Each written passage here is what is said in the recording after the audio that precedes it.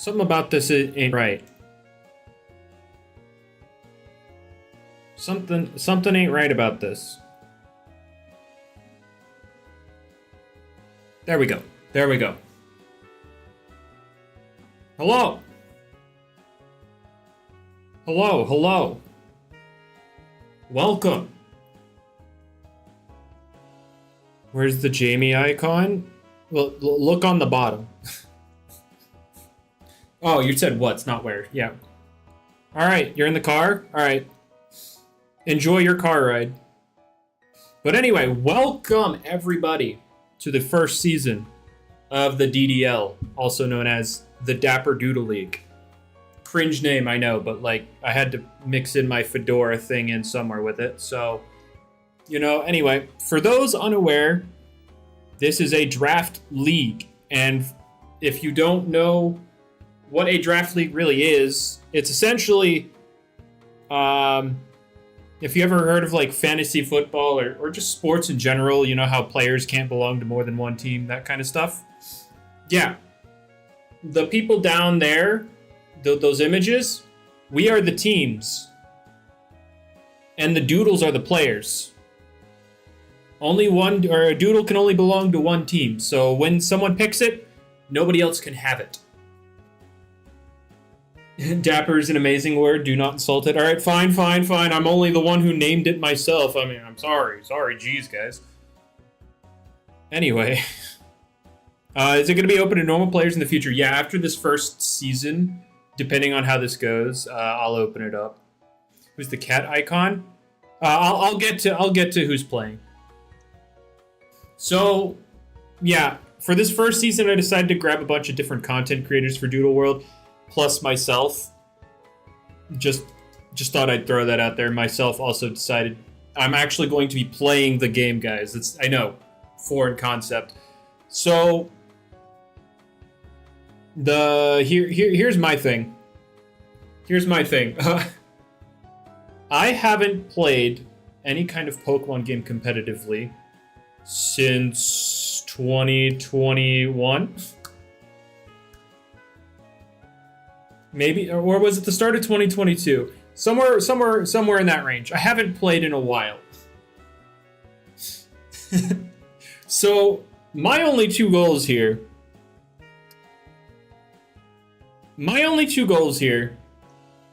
are to, one, not get 6-0'd at all during this league, and two, beat Jamie, because I have a perfect record on him, and I can't let that be tainted.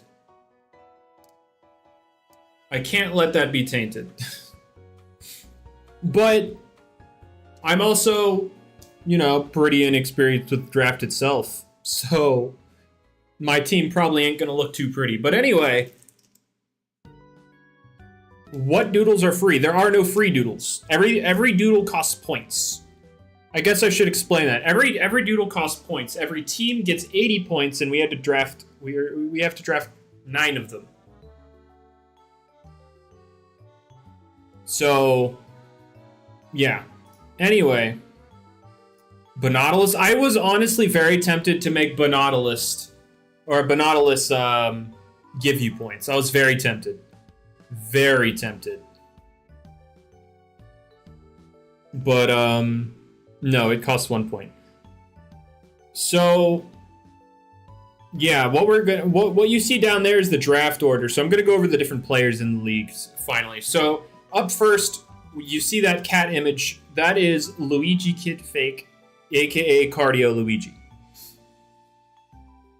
Up next, you see some unholy wasp-looking thing. That is me. That's my team. Hi. That's mine. Also, everybody's going to be linked in the description if you want to go check out who each person is. That's peak. Oh, no. I think it's a great logo. I love the logo. It's very cursed and blessed at the same time, and I love it. So I've got no problems with it. So yeah, so Luigi's first in the draft. I am second. I got second pick. Up next, the Silly Goats, Warm Connell, 007. He's up third in the draft, and you know the entire time leading up to this draft, he was saying to everybody that he was just going to counterpick the person who he goes right after. And I don't like this placement. Anyway, TFK, let me tell my story, okay? Stop. If you're in the draft, can you not spoil the events in the draft? Let's go. Anyway, yeah, he said he was going to counter team or counterpick the person right before them. So yeah, I'm right before him. That's kind of unfortunate. Anyway, up next, I think you can all guess who belongs to or whose logo that is. I think you can all guess. Okay, can we get any guesses? Any guessers in chat on who that fourth individual is? Okay, y'all are being a little less receptive to Speeder. Jesus. Yeah, it's Speeder, guys. It's a Springling. That is Speeder. Speeder has fourth pick. Again, everybody's linked in the description, so there we go. What's up, Kekleon? We're just going over who's in the draft and what's going on. Anyway, up next in the draft, we have Scorch Doodle World, DW. That's his Roblox name. So yeah, there you go. Number 5 is Scorch. He's got 5th pick. He's like, I believe he is the sweatiest of the individuals in this draft. So there we go. We had to invite at least one sweat, and in fact we didn't, but you know, he happens to post content, so there you go. TFK is more sweaty. TFK just is, he's a floppy enjoyer, all right? He's a floppy enjoyer. Ano didn't make it. He doesn't really post videos now, does he? I wanted this first iteration to be content oriented. So anyway, the sixth person in our draft, I think you might be able to guess by the icon, the logo there. You might be able to guess. It might be a little difficult. Should have gotten Millionaire. Actually, it was just the other day. There you go. Anyway. Yeah, Jamie decided to join the draft, and he has 6th pick. Also, what is this? Anyway. But yeah, Jamie is here. I honestly didn't think he'd want to, considering Lumien's update supposedly coming out this month, you know. And I think he'd want to focus on that, but like he was down. Can I explain the DDL now? Yeah, I got you. After I go over the people. Oh yeah, I think the middle picks are very not great in terms of a draft order, but I think the best positions are 2nd and 7th. Honestly, the New Awakens are banned. Oh, the ones that just came out today, yeah, they're not in. Anyway, the 7th person in our draft. We have the Smurf cat, the logo saying Igor's team. I don't think this is Igor, but yeah, this is Astral Plague. Astral Plague is the 7th pick in our draft.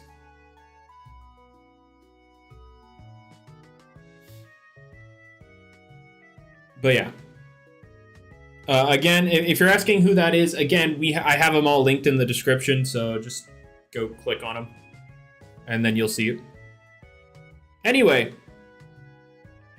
did you miss anything? No, we're just going over the players. We're still on what's happening down there. We haven't started the actual draft yet. But anyway, yeah, he's 7th pick. And then our last pick, I mean, with the floppy in his icon,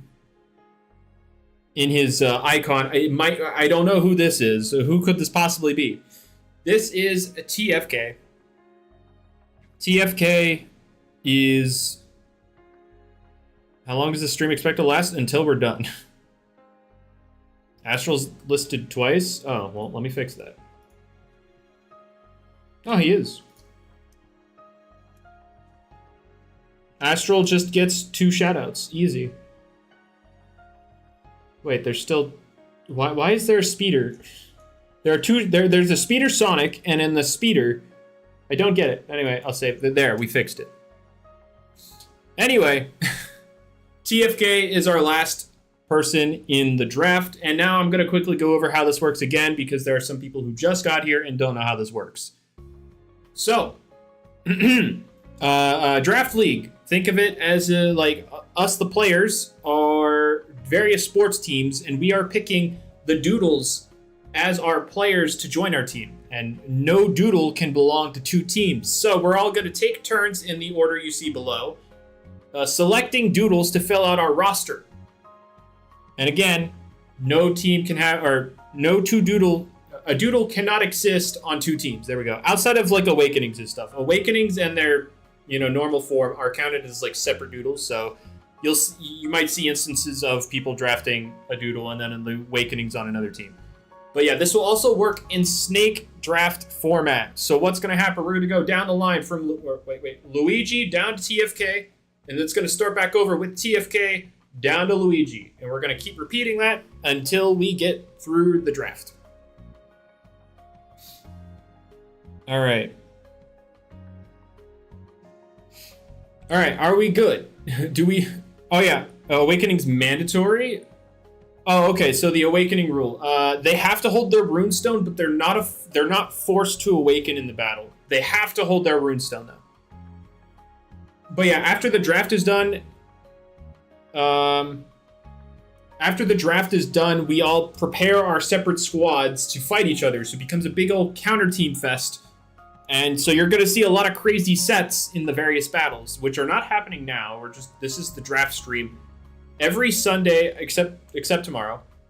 Starting next Sunday, you're going to see a battle every week. So there you go. Do I think somebody would draft the weather team? It's entirely possible.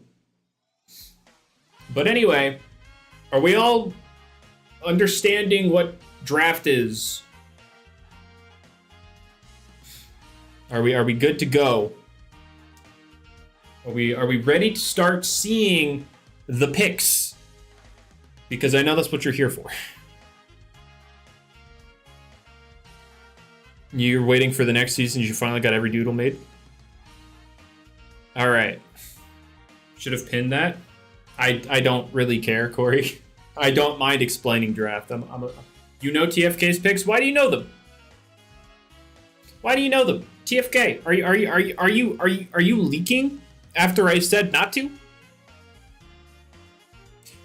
Because you didn't. You wouldn't be the only person who did it. Speak.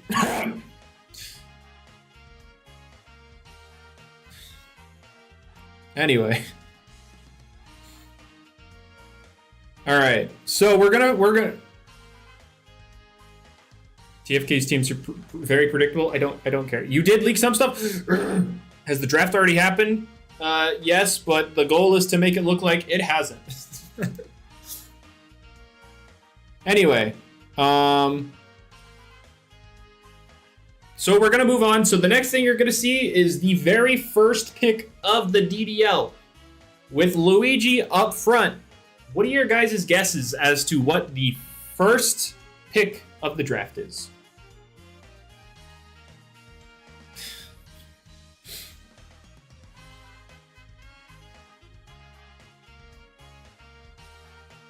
Jalupy, the Goat, Arcopause, Giracera. Yeah. Our Arcopause was definitely going to be on our mind here. It's going to be Klingatang. All right, here we go with the first pick of the DDL. Luigi Kid Fake, aka Cardio Luigi, picked Arcopause. Oh yeah, I forgot to mention the bands. Yeah. Arcopause Awakened Arcopause, Awakened Skadine, and Awakened Spectatic are all banned, so you're not going to see any of those. I should show tierings first. I don't have that on me, but I could definitely do that. I could definitely quickly grab an image, but I don't have it on me.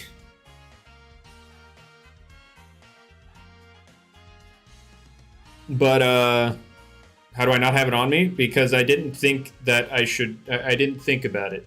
Like, I can quickly grab a screenshot. Just open the doc. I'd have to open a bunch of stuff. Like, I have to tweak these scenes a lot for this, which is going to be annoying. But hold up, I can get this. I can get this. We're gonna do that, and then we're gonna hold up, guys. I'm gonna fix it. Well, that's not working very well. Hold up. Let me see that. There we go. Oh no! The images got deleted! In the document!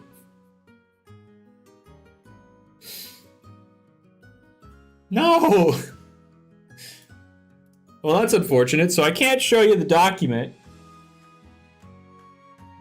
because half the images are gone. But anyway, so I guess we're just gonna jump into it because I can't. I don't know TFK. I don't know what happened, but they did. Oh, is this up to date? Is this up to date?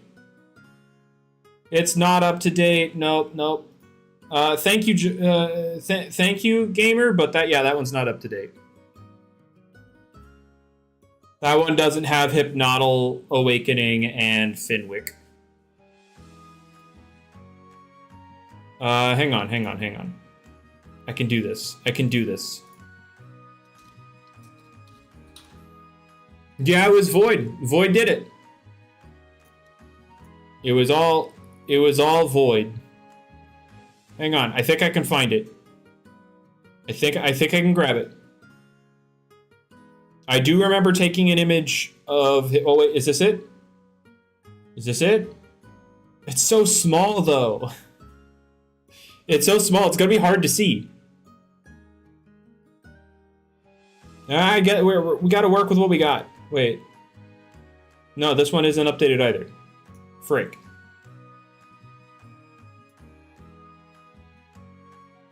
Grr. I thought I had an updated one. Our Awakened Suamouse and Vegima, the draft already happened. So, yes. Yeah. I don't have it. All right, wait. Let me see if I have it here. I'm sorry, guys. I'm sorry for the scuffed start. Was the draft fun? I'm enjoying stuff.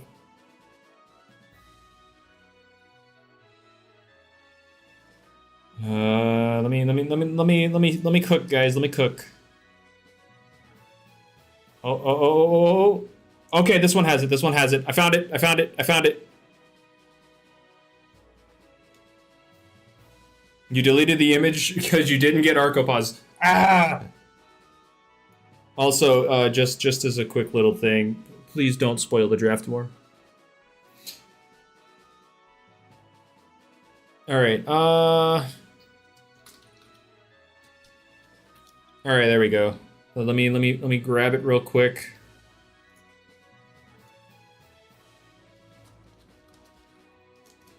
All right. There we go. All right. It's gonna look really small, guys, but like it's the best I can do right now because my document got nuked. Blame Void. It was definitely him. All right. Yeah. That. Okay, we're gonna put this above the chat. Hold up. Above the chat.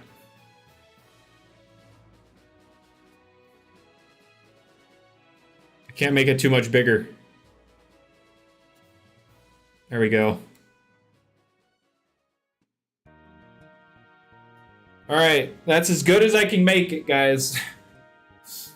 And everything you don't see here is either banned or 1 point. All right. There we go.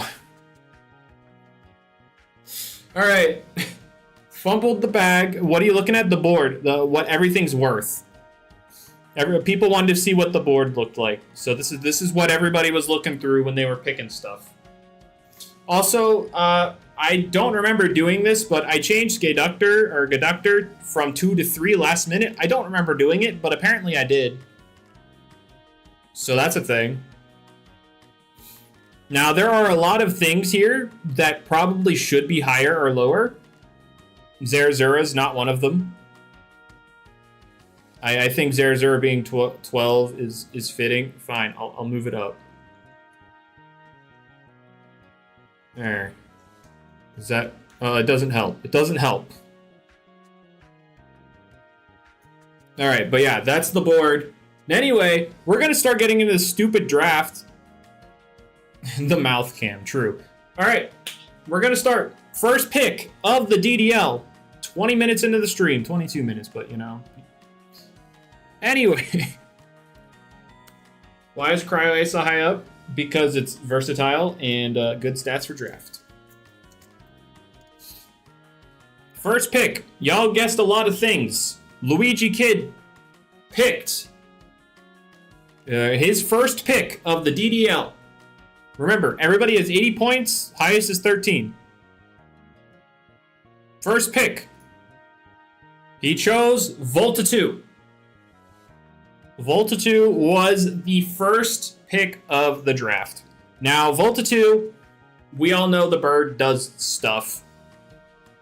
I mean, it's not really bulky, but the typing makes it bulky. It's got a bad pick. Okay, Void, I'm a level with you. If you don't shut up, Void, I'm a level with you. If you don't shut up, I'm actually just gonna time you out, and you're gonna sit there quietly. Okay? Let me do my thing. Terrible pick! Awful! He should have picked Hactrix that weekend! I don't care. Let me do my thing. We're not all sweat lords. Anyway, Volta 2 was the first pick, and you have to deal with it. I don't care. Anyway, yeah, Volta 2 was the first pick. We all know it's not very bulky stat-wise, but the typing more than makes up for that. And, yeah, it has access to recovery, pivot. You can even do funny little sharpened pursuit shenanigans. You probably won't do that much, but you do have access to trade, and trade and draft is kind of silly. So you have, you know, it can double as an offensive and defensive pick, and so that's kind of great. Earth immunity is awesome. And spark types are stupid defensively. But yeah, that was the first pick of the draft, Luigi Kid taking Volta 2. So up next is my pick. And, oh yeah, removal. We all love removal. He should have picked Arcalpaz. Where's the meme pick? Anyway, my pick is next. The pick I went with was Infernius. I chose Infernius because fat fire type and fire types are goated, and Infernius has a lot to offer. It's primarily a magic attacker, but you can definitely do more with it than just that. You have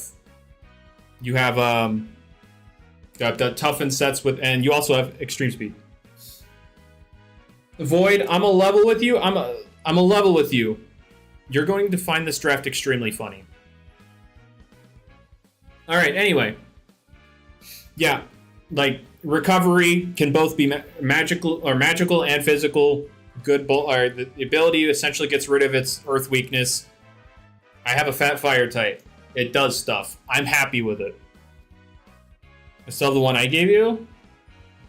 Oh yeah. I have the Infernius. Yeah, I also I picked Infernius and I never did the summer event. So oops. I'm built like an Infernius. Where's my fat? I would love to see it. Like, unironically, I would love to see the fat. Please show me where it is. But yeah, Infernius, you know, not the best speed tier. 85's not terrible, though. And, yeah, access to quite a few different things. The coverage on each end isn't necessarily deep, but, like, it's good enough. You know, Fire, Light, Earth on the magic side, and then you have FTL, Assault, and Crunch on the physical side. The only thing Infernius is really missing is, like, initial power. Like, his strongest stabs are, what, 80 power? Or 85? No, it does not still have Intimidate. The ability got changed to half Earth damage and give it a random stat boost, not including evasion, when it gets hit by one. So, no more Intimidate. Flash is like 70? Yes, Aurora Flash is 70. Fireball is 85, I'm aware. But anyway, up next we have Warm Connell and his first pick of the draft, which happened to be Awakened Talina. Now, this was an Awaken I really wanted to use, like just in general going into PvP. This was the first Awakening I wanted to play around with. I also wanted to have it on my draft, but like I wasn't realistically gonna get Infernius and Talina. That just wasn't gonna happen. First good pick? No, I think my pick was good. I think Infernius is a good draft pick, especially when fire types are definitely a hot contest. But anyway, Awaken Talina. I mean, we all know the silly plant, earth, and toxic or poison coverage. I think it's called poison in this game. Yeah, I mean, the coverage is silly, but it got nerfed. It sucks now. Solid speedster with 105. Also can throw removal on it. It has shifting winds, so that's a thing you can do. So yeah, that's a thing. You also have access to all the different spores. Not -5 defensives, it's -5 offensives, Karam. It can't kill anything anymore.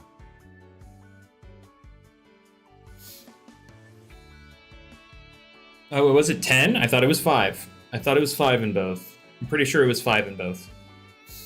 But yeah, I mean, it's still very versatile. You have the different spores to inflict status, the silly coverage, and then, like, utility with removal. You have both shifting winds and disarm, I believe, for remove. Oh, not disarm. Does it have dispose? I don't know if it has dispose. But it also, you can also do disarm shenanigans. So yeah, this thing definitely has, you know, a bit of depth to its move pool. So yeah, very solid pick. And yeah, we're gonna move on to Speeder's first pick of the draft. And do we have any guesses on Speeder's first pick? Any guesses on Speeder's first pick? Before I reveal it.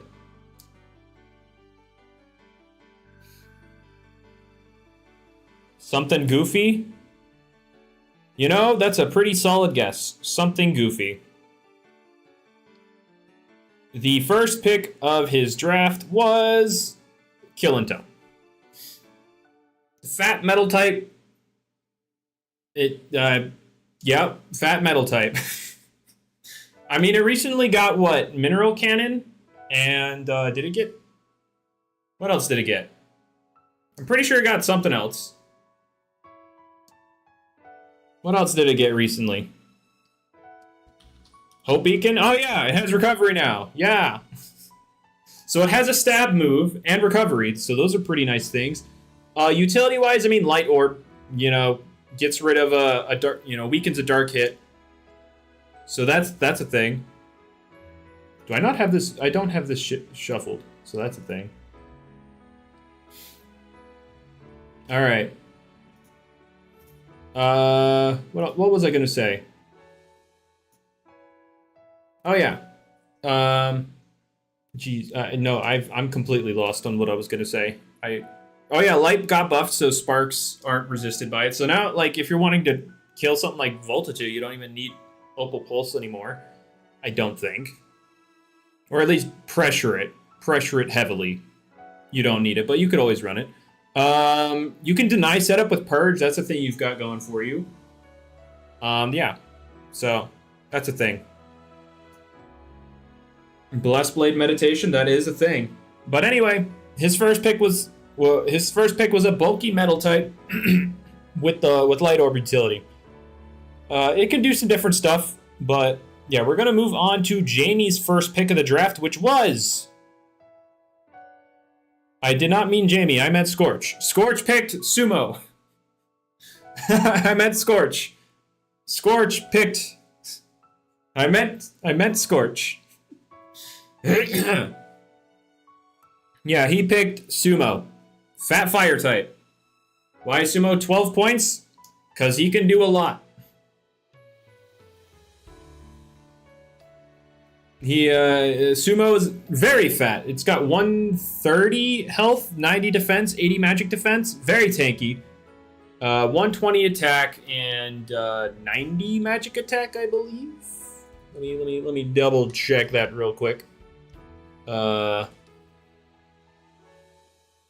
Yeah, 90 magic attack. So yeah, you can really run anything on it. It has recovery, attacks on both sides of the spectrum, lots of different forms of utility with disarm, burning orb. I mean, I would say taunt, but you're really slow, so that's a thing. Like, this thing can do a lot of stuff. It can also deny setup with Devour. So yeah, this definitely is a very... Does it have Incinerate? Oh, I didn't even see that. Yeah, Incinerate. I meant Incinerate. Same thing, it's just better. Sumo's fat, can be run both physical special, has recovery more. Yeah. Yeah. Chi Blast Sumo 6-0s any team. True, yeah, just hit. Yeah, honestly, Skellington, you've got a point. Why doesn't the chef learn Boil Bomb? Who knows? Low-key trying to see some Trick Room? I mean, we'll see. Anyway, so yeah, Fat Fire type. Very solid Fat Fire type. And yeah, we're going to move on to Jamie's first pick. Yeah, Trick Room is so awesome. We love singles Trick Room. It's very fun. Anyway, moving on to Jamie's first pick. Libalagua. Crit with yeah. Okay, yeah. Just crit. Libalagua. I mean, it's a good lead. It's a good lead. I mean, it's a good lead. But let me see what moves this thing has. There might be more to the depth than I realize. Has he ever used it before? I believe he has. Doesn't he normally do a lot of things with like Libalagua and Knoxville? Isn't that like his bread and butter? So we have the magic stab, so it does have access to that stuff. It has hit and run, I believe. Yep. Has a bit of coverage on the magic side. Obviously can set up hazards because that's like the thing it does. And then annoying insect is, taunt. So yeah, it's got some stuff. Great lead though. I'm personally, I don't have experience, so I can't really speak much on this, but this definitely wouldn't be my first pick, as you saw before. But yeah, if anything at all, he has an amazing lead. And so we're gonna move on to Astral's first pick of the draft. Awakened Morvale. Now, people know he loves this thing, but yeah, it's incredibly fat. Yeah, it's weak to a lot of typings, but it still eats those hits for days. It can 1v1 a lot of like it can 1v1 a lot of things that hit it for weakness, just because it's just so fat, and then it can put you to sleep in enlightenment spam. Coverage-wise, I don't think this thing gets a lot, but like it's got all the spore moves, and it's really fat, and it can set up and hits incredibly freaking hard. And its trait, I mean, it gets healing on all of its magic moves. So this thing, while weak to a lot of different typings, it's just gonna be annoying to take down because of just how fat it is. Unless you've got a random bug move you can throw at it, you're not really gonna actually deal too much damage to this thing. So, like, the reason it's 10 points instead of higher is just because it's typing. Like, if it was, you know, better typing, it would definitely be a top tier on the points list. Yeah, it has dual draining stabs, and then its trait, when it awakens on top of that, gives it 25% more recovery on those moves anyway. So, yeah, this thing heals back 75% of the damage it deals with 140 magic attack. So, yeah. Yeah, this thing is a menace. It's just maybe not as menacing in, like, I don't know, because it's not super popular in standard either. But in draft, if people can tech a bug move, they should be fine. But if you don't, it's going to be really annoying. Anyway, the first pick of TFK's draft, is anybody surprised the Fluppy man chose Fluppy first? He could have grabbed... Now, honestly, this wasn't going to go anywhere. But, yeah. Yeah, he went Fluppy. So it's got priority on light moves. Good speed tier. Actually, really good speed tier. It's 107, right? Priority on light moves above half health before somebody says anything. But, what? It got life sap recently, right? So it has a good plant stab. Coverage-wise, not too much. I mean, Feral Fury, Gem Blast, those definitely exist. And if you run a tech weather item, you can run Climate Shot. Actually, yeah. Oh, it even has something like Hex. So that's a thing. But in terms of utility, not too much. You could put stuff to sleep with Calming Melody. Oh, you also have Hex, so that's a funny little thing one could do. Taunt, fast taunt user, that's great. And but other than that, probably, you know, if you're looking in an objective manner, probably not a good first pick, but like, who cares? We're a bunch of content creators. Who cares? Anyway, so like I said before, this is operating with a snake draft format. So TFK was the last pick in the first round, and now he's going to be the first pick in the second round of drafts. So up next is also going to be TFK. So now we have a shot to see him pick something that's not Fluppy. And so his second pick of the DDL... Oh, we got ads? All right. I'm waiting. If you got Ace, let me know when you... Ace, are you around? Hang on. Waiting for Ace. Are you good? We're good? No more ad? The ads are gone? All right. Cool. Awesome. We're going to move on to the next pick.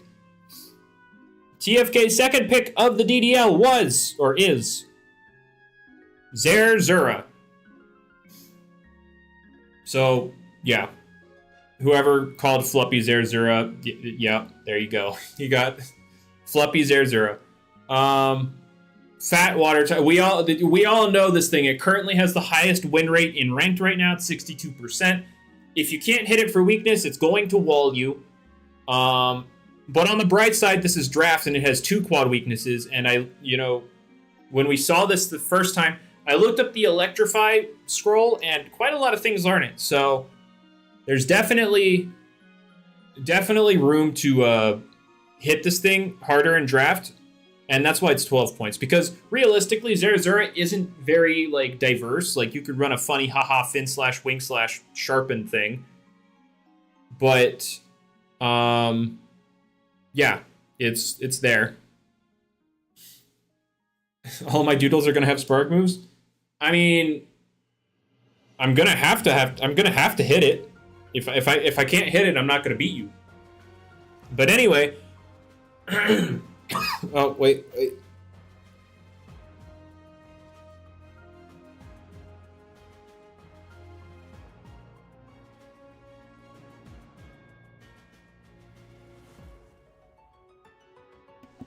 You don't think Electrify is going to merc it instantly?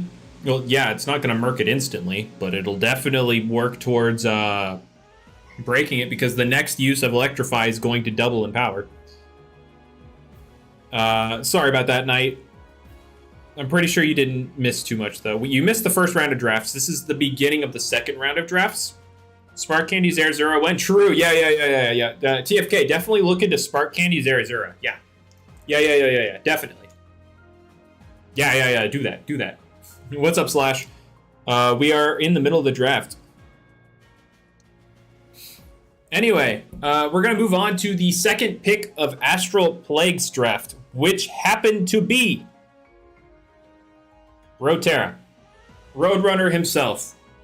While it recently got nerfed, it's down to 105 speed. It definitely still has a lot it can do. I mean, it's naturally bulky, so you could run tankier sets. Like, because you're in draft, you know the speed tiers you're about to run into. So you could tailor your speed tier and combine that with, like, bulk investment. So, yeah, that's a thing. Roterra is a Build-A-Bear when it comes to draft sets. Although the move pool isn't as wide as it used to be, but it still has good options it can run with. Will Season 2 have more people? Yeah. If it does happen, there will be more people. But yeah, this is a very solid pick. Build-A-Bear? Yeah, build a bird, really. So many speed ties? Yeah, the 105 and 110 speed tiers are insanely crowded. It's annoying. Wish, fix your game. Anyway, yeah, Roterra, very solid pick. Not surprised to see it go this early. And yeah. Also, in terms of complementing Morvale, resist the fire type it's weak to, resist the bug type it's weak to. I mean, you got a nice weakness going on, but still very solid pick. It's gonna have more. The first season Sphinx is content creators for the content, and the second season will have more people. So yeah, it's definitely a good pick with his Morvale. Also, if they try to switch defensively against the Roterra, they can just click hit and run and go into the Morvale. That's just going to dunk on them. All right. Anyway, next picks. Jamie's second pick of the DDL is Mantis Scald. I don't know about this being second pick, but it's a very, very threatening wall breaker. Very threatening wall breaker.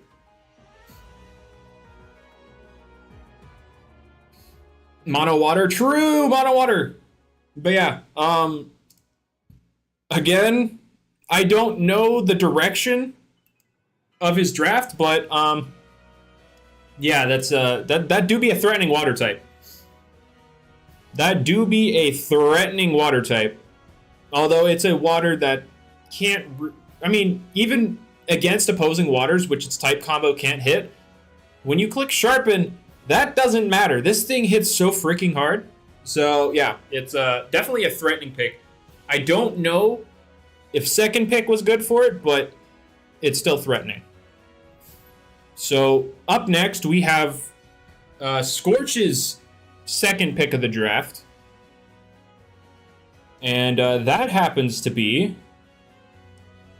Awakened Hypnotle. It just got nerfed, but realistically, those nerfs didn't really do too much. The game plan for this thing doesn't change. Although in draft, the speed nerf hits harder because you can't tailor your speed tier as easily. But still, this thing's insanely fat, can take pretty much any hit that's not a 60 base power bug move. I have to say 60 base power because quick stings still don't kill it without intense investment to kill it.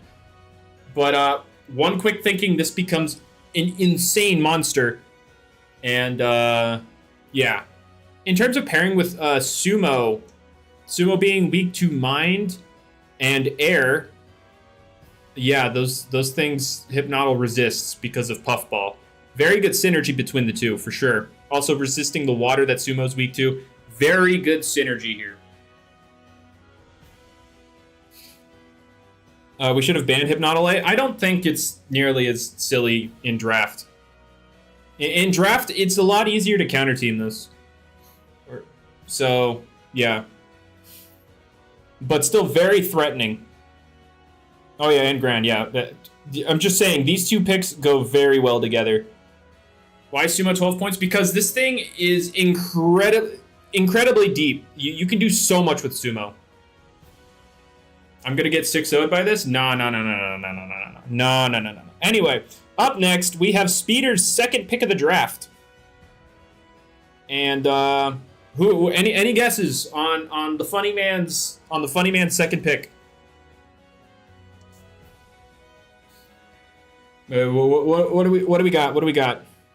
Springling, Zapoera, Volt Enchant, Awakened, Leezer. Yeah. Speeder's gonna grab Leezer. The second pick was Awakened Mascomedy. So I'm a level with you. When he grabbed this, back when he grabbed this, he forgot about Light Orb. He forgot about Light Orb because Mascomedy is not normally a dark type, but when it awakens, it becomes a dark type. And, you know, Light Orb kind of goes against that. But, two very slow Doodles, both learn Reverse Singularity. Speeder has a Trick Room mode. He can use Hidden Trait, it's fine. Oh no, he just happened to recently trait badge his Hidden Trait Misprint Kill and Tell. So that's a thing. Yeah, both light types. Yeah, double light type. That is a thing, but he does have reverse. I'm not saying he's making a Reverse Singularity team plant. I'm saying he has a Reverse Singularity mode. He definitely has stuff for it. They'll give him it. Why'd he trade badge it? Because I don't know. But anyway, yeah, this thing is incredibly powerful in Trick Room. Outside of Trick Room, it hits hard. But anyway, up next we have Warm Connell with his Silly Goats. Second pick of the DDL is Montour. I mean, we all fat spark type, fat spark, fat metal, one of the best in the business. However, in terms of playing with the weaknesses between his team, he's building a fire weakness currently. But other than that, Montour, very, very good spark type. Doesn't carry pylons, but pylons in general isn't very good because it doesn't hit the fat stuff which you want to punish very hard at all. But other than that, like, this thing's incredibly good. Hits incredibly hard in conjunction with its battery charge or whatever it's called. Very fat in terms of stats as well. Just a very, very, very good spark type to have. Is Flash Fire in the game? Yeah, I don't know what has it, but yeah, there is. Is Finwick banned? It is not. It is a 4-point pick, actually. But anyway, that was his second pick. My second pick of the DDL. How many points is Wolfrey's worth? I believe 12.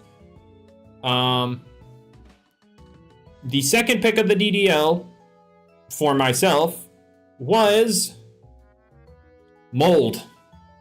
Now, this was honestly on, like, up there on my list of things I wanted to grab. What's the point cap? 80. I grabbed Mold. Building Stall. This is the offensive one. This is the offensive one. What are you talking about? Moss is the defensive one.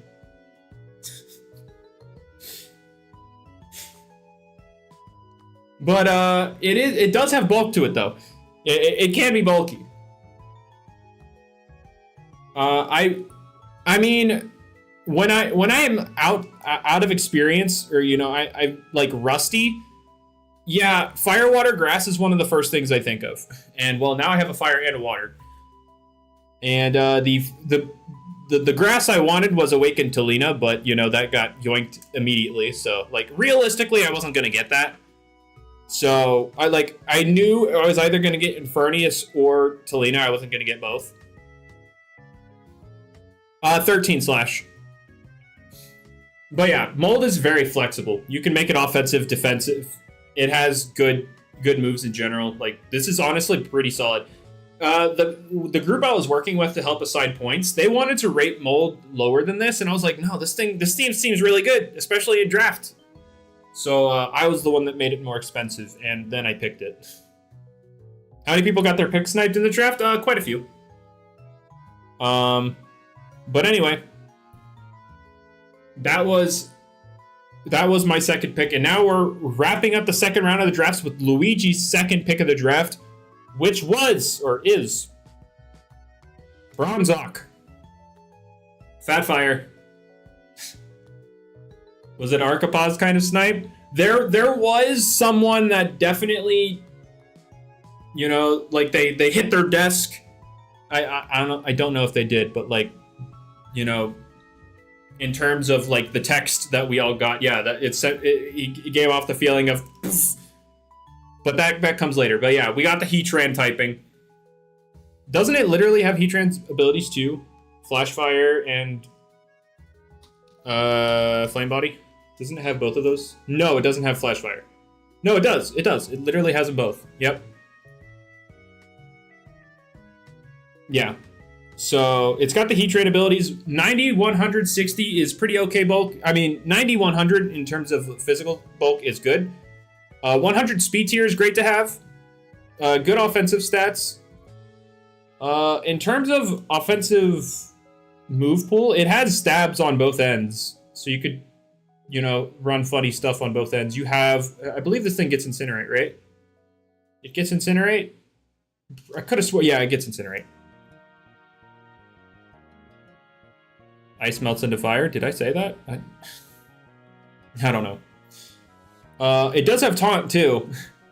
Honestly, the thing it's missing from Heatran, I mean, it doesn't have toxic, but I mean, we need Magma Storm, man. Where's Magma Storm? Am I right? Taunt Magma Storm. Where is it? Does it not have Burning Orb? Okay. Yeah, I said things it was missing from Heatran, and you said Burning Orb. I was like, what? I could have sworn I had that. Oh yeah, it doesn't have rocks, does it? No, it doesn't have any hazards. Does it have removal? No, it doesn't. It does not have removal, but you know. Yeah, this thing has a good move pool. Although, in terms of coverage, it has something. It has like freaking Stampede, which is that's a thing. If you want to nuke yourself, that's a thing. I mean, if you want to nuke yourself, it's better to do it with Stampede than Careless Assault, because that move got gutted. But anyway, that was the second round of drafts. So we're gonna get into the third round here. Again, we're gonna start with Luigi here. So I guess before we go to the next pick, I just want to mention, yeah, also Voltitude covers this thing's Earth weakness, so that's a thing. Add, it's okay. I'll wait.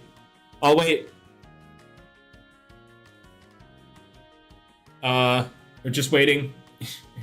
Are we good on the ads? Let me know when we're out of ads. All right, and then I'll move on to the next pick. I don't want you. I'm not gonna sit here and go on without you guys. Slash, it used to run Incinerate, and then it got nerfed, aka it was removed from Incinerate, so it no longer has that. Which is weird. I mean, like, balance-wise, it made sense, but right now it makes sense, or it doesn't make sense, because Incinerate, Incinerate. But anyway, we're gonna move on. Third pick, or third round of picks here, so Luigi's third pick of the DDL is Irakill. Oh yeah, Espresso is banned. You're good point. Yeah, I banned Espresso. I banned evasion boosting. Originally that included Call of the Wild, but then it got removed from Call of the Wild, so now that's a fair game now. Irakill. I mean, mischievous. Am I right? Mischievous. Am I right? That's this thing in a nutshell. Mischievous. Also, expectorate. Also, when somebody mentioned what I just said, I banned like evasion boosting. This thing can boost evasion currently, I think, unless that got recently nerfed with Call of the Wild, right? Did that recently get changed? Doesn't look like it did. Yeah, it doesn't say anywhere in the patch notes that he changed it. So that might be season 2. But anyway, this thing can boost evasion, but this boosts your opponent's evasion. So you are the one that's in control of this calculated risk. You are the one making the calculated risk of potentially boosting the evasion, and that's why this isn't banned. What's up, Astral? We're on the 3rd round of picks right now. But yeah, Dark type, I mean, doesn't it have like all the physical setup? It has Toughen, Warcry, and Sharpen. So like, you can, and in conjunction with Mischievous, you basically get to set up for free. And yeah. And then coverage-wise, it has what? Dark, Poison, Electric. Does it have Beast or something? I don't remember. It has stuff. Yeah, Dark, Poison, Melee, Metal, which isn't that great coverage-wise. No, it doesn't really have Beast. No Beast. No, I mean, unless you're running Bite. But yeah. Oh, it even has Shadow Lurk. Isn't that fun? How is it not banned? Because I feel, again, in draft, it's easier to build around. New Wakens a ban? Oh, you mean Suo Mouse and Vigilante? Yeah, those were added after the draft, so those aren't allowed. Yeah, I know it has Electro Slash. I'm aware. Yeah, this thing has a lot. Why did Corey lose Quick Ice? Because the community said it was deemed necessary. But anyway, yeah, very fat. In terms of, with Mischievous, it's very fat. Still pretty tanky without it.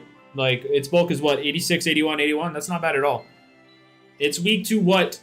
Beast, Insect, and Light. All of which it can hit for weakness. So, very self-sufficient Doodle here. So, very solid pick from Luigi here. Up next is my 3rd pick of the draft. I honestly forget which one it was. What did I pick? I'm trying to think of what I picked before I go to it. What was my 3rd one? What the heck did I pick 3rd? I don't remember. What did I pick 3rd? The 3rd pick of my draft was... Alright, Mothra.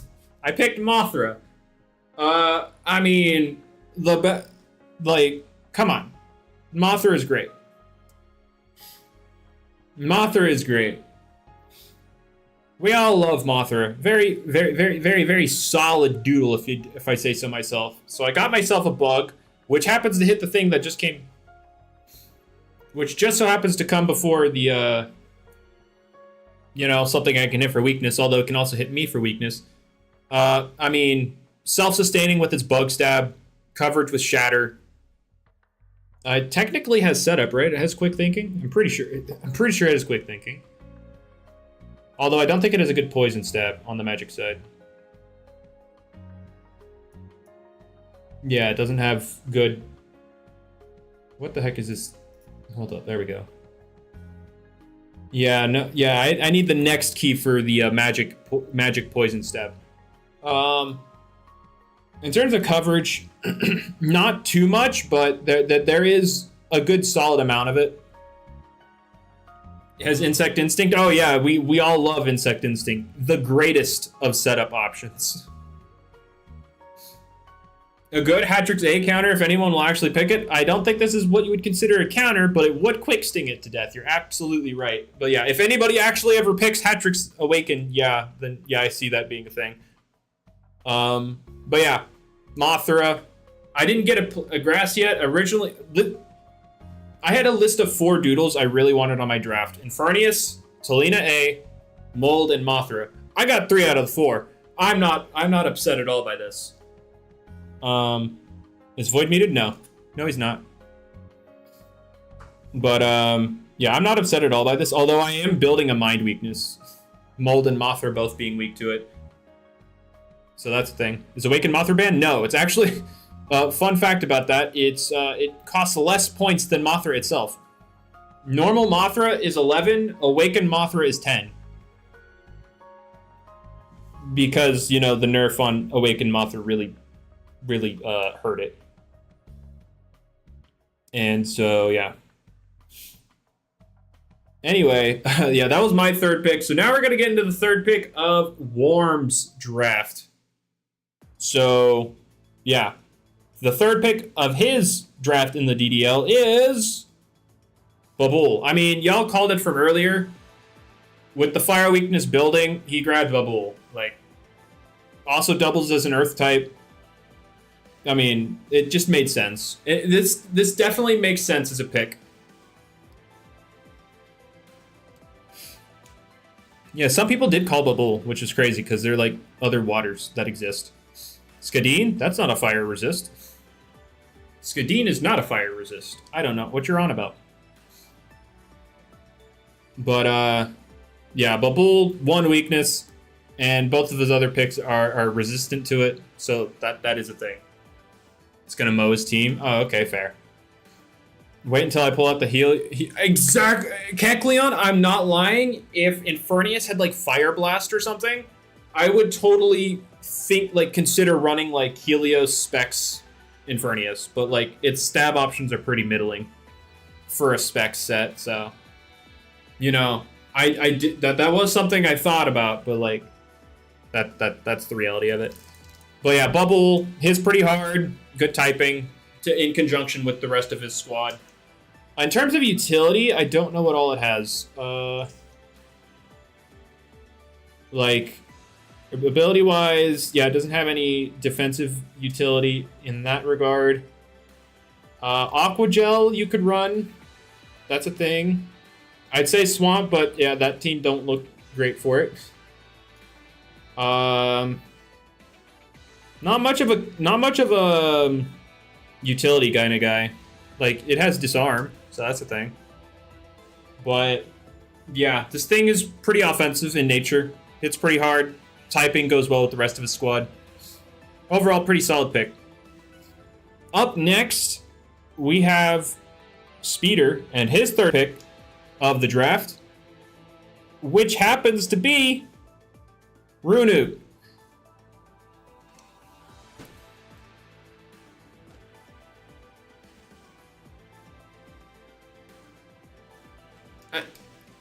Yeah.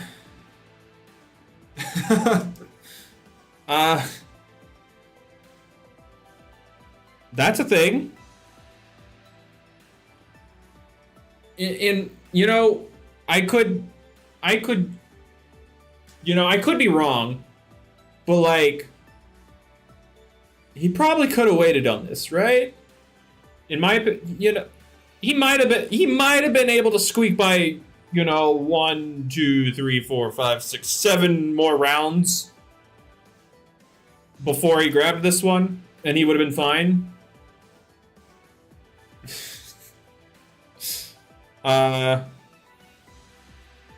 Let him pick a Beetle. I mean, yeah, right now this is very obviously reverse singularity oriented.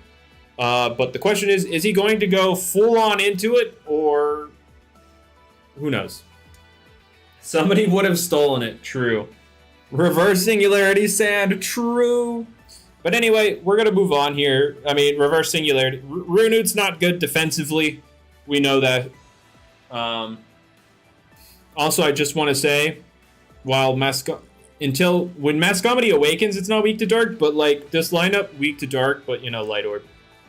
Anyway, we're going to move on to Scorch's third pick of the draft, which was Scorparuli. Now, we all know that this thing can operate very well under Chocolate Rain. That's definitely a very viable option. And the thing about this is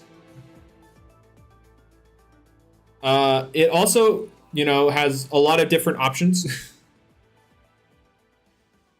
Foreshadowing? I'm not trying to foreshadow anything. I'm leveling with you. This thing operates well under. Oh, I hate this wiki. It's not letting me look up Scorparuli because I need to type in the stupid. There we go. It's got good speed, not great speed, good attack stat. The magic attack is a little lackluster. It did get nerfed back in the day, but it's got pivot. It's got some good coverage, or decent coverage. I would say he's got quick sting for Hypnoddle, but, like, he's got Hypnoddle, so that's a thing. But yeah, it's got attacks on both sides of the spectrum. I mean, you can also set up. I don't know if it could set up physically, but I know it can set up magically. I don't think it could set up physically, but yeah. It's got quite a few options. Its coverage is pretty deep. And you also can run Taunt if you want. And then you've got Pivot option and Takeout, so that's definitely a thing. Typing-wise, Poison Food, how well does it go together with these two? Not really. I mean, Hypnoddle resists the Mind you're weak to. Oh, and the Earth. Never mind. It's just build stuff and have Hypnoddle cover the problems. That's what I'm getting at here. That's the vibe I'm getting here. You know, with Sumo and Scorporuli both being weak to Mind, Earth, and Water, Hypnoddle being like, what's up? So yeah, it's just build stuff and then Hypnoddle fixes the problems. Alright, so that was the third pick of Scorch's draft. Up next, we have Jamie's third pick, which is Glaciagash. So far we've seen a lead, we've seen Wall Breaker, and now we see other Wall Breaker. Wall Breaker. Big fat, or not fat, I should say, big strong Wall Breaker. Now, this thing can hit all of its weaknesses for super effective with its coverage. It's got dual stab priority and 150 attack. So basically the objective for the other people in the draft is make sure to drop this under half, because once it's under half, this is no longer a problem. But offensively, this is a problem. Its speed tier is what, 85? So it's pretty good. It's all right on the speed tier. So it's got options. But in terms of, like, there's zero defense in this draft so far. And I have a feeling that's intentional. Like, I don't think he was looking at any of these and, like, thinking about defense, like, at all. So yeah, also I just want to point out that is a very Spark weak team. Very Spark weak. I hope he addresses it. Oh, wait, where's the music? Anyway. So we're going to move on to the next pick in our draft, which is Astral's third pick of the draft. Yeah, that was a Rickroll. Astral's third pick of the draft was, or is, I'm sorry, Seraphine. Speaking of Spark Week, here we go, which doesn't matter when you have an Earth and a plant. Also, Earth Week, which doesn't matter when you have an air and a plant. Seraphine has what, 3 weaknesses? Spark, air, or yeah, Spark, Earth, and melee? Yeah, the ice weakness I was talking about with Morvale and Rotera, yeah, that's gone. Seraphine is very, like in terms of, like, these 3 alone, that's good defensively. Like, his weaknesses with Morvale are already solved, like, all of them. I'm pretty sure, all of them.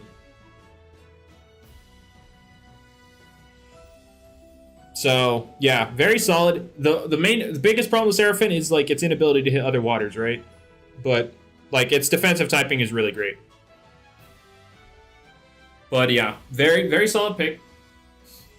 You can punish things with Vulnerable if they're not pivoting out because, well, you know, as we all know, Vulnerable goes away when you switch, which is kind of silly for a status condition, but whatever. But, yeah. Very, very solid pick from Astral's End when in conjunction with the Morvale pick. But yeah, moving on to the last pick of the third round of this draft. TFK. Okay, since people predicted his first 2 picks, can y'all get his third? Can y'all get his third? What was TFK's third pick in this draft? That's become the game now. Since people got Jalopy and I meant Fluppy. I always mix those two up. Because they're stupid uppies. Fluppy, Jalopy. It's Fluppy and Zerzura. What was his third pick?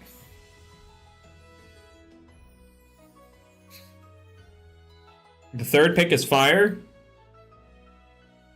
Is it Fire?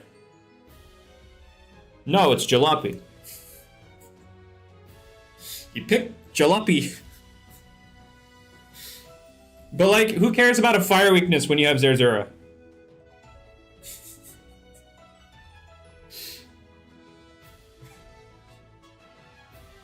But, yeah, he grabbed Jalopy.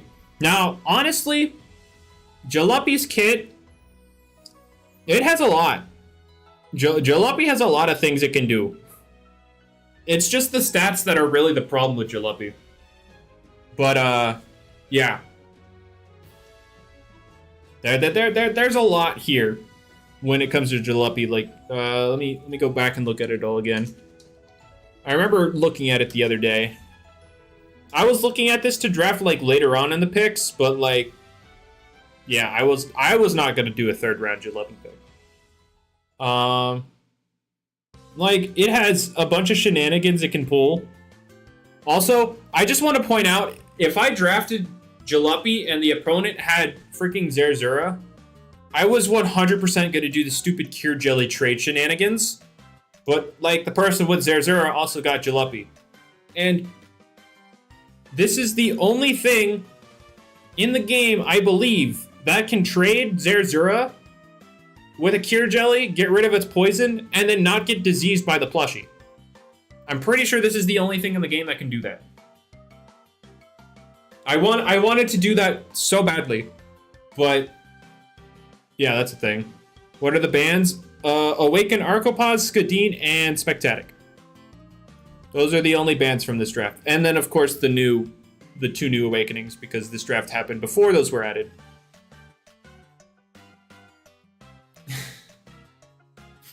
You stole third pick. I mean, I guess you got fourth pick coming right up after. You could just get rid of the plushie later. Yeah, I know, but I just wanted to do the funny thing where you get rid of the plushie and the status at the same time.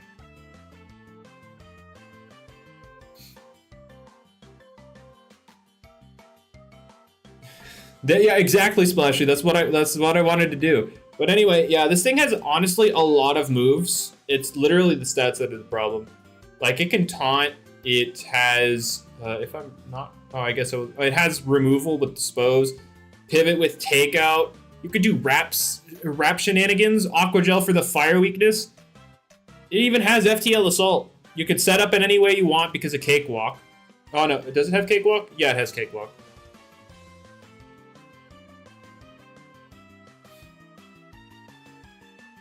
But, yeah.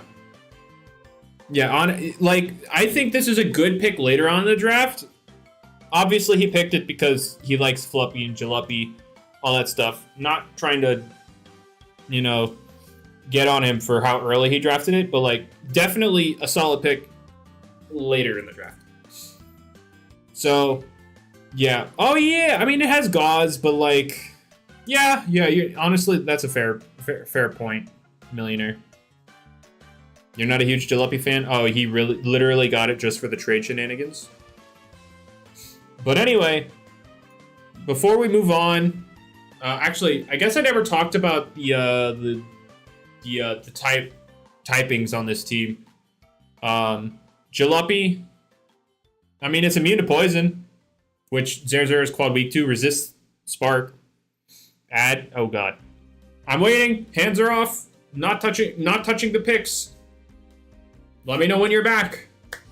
Are we back from are we back from the ads? Okay, we're good? Alright. Alright, so now we're gonna move on to the fourth round of picks. Fourth round. First pick. TFK's pick for the fourth round is Awaken Bubble. So, Void said Awaken Bubble earlier, but no. One pick late. So, anyway, the thing about the Poison and Spark weaknesses... Did someone pick Zapaware? No, Zappo's still out there. Yeah, you were just one pick late. One pick late. Even though that pick happened directly after the one immediately after the one you tried to call on. So basically at the same time. But yeah, I mean, Awakened Bubble, amazing stats.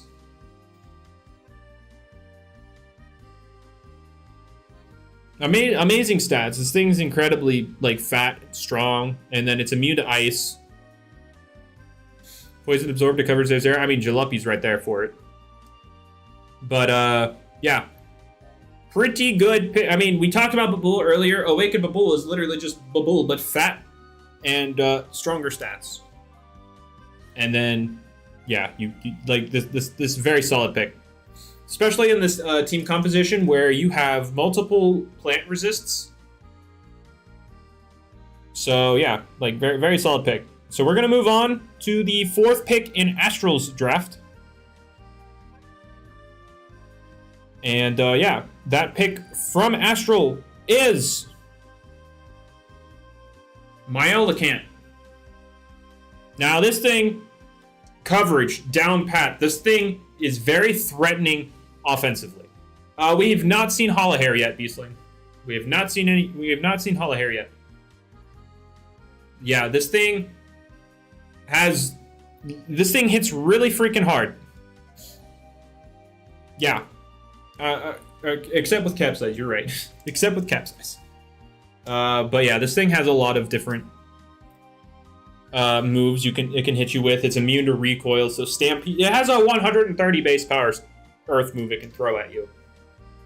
So yeah, this is a very difficult Doodle to switch into, but it doesn't have magic bulks, and its speed tier is pretty rough. To beat Lingering, I mean, he doesn't even have to worry about Lingering anymore. Like, literally, yeah, he's fine with Lingering now. Yeah, it can run haste. It's got Curse Cloak. I mean, yeah, that's anything with mediocre magic defense can run Curse Cloak if it wants to, or anything in general, anything offensive, if they're really feeling up to it. Mayo under Vines is very cool. Yeah, the problem with that is like 2 Doodles get Vines. One is Squonk and one is Springling. And I have to say, one is probably better than the other in terms of doing that. But, yeah. Very strong Doodle, but I definitely wouldn't say it's a safe Doodle. Talina gets Vines? Not yet, it doesn't. Anyway, moving on to Jamie's 4th pick of the draft. And, that is Finwick.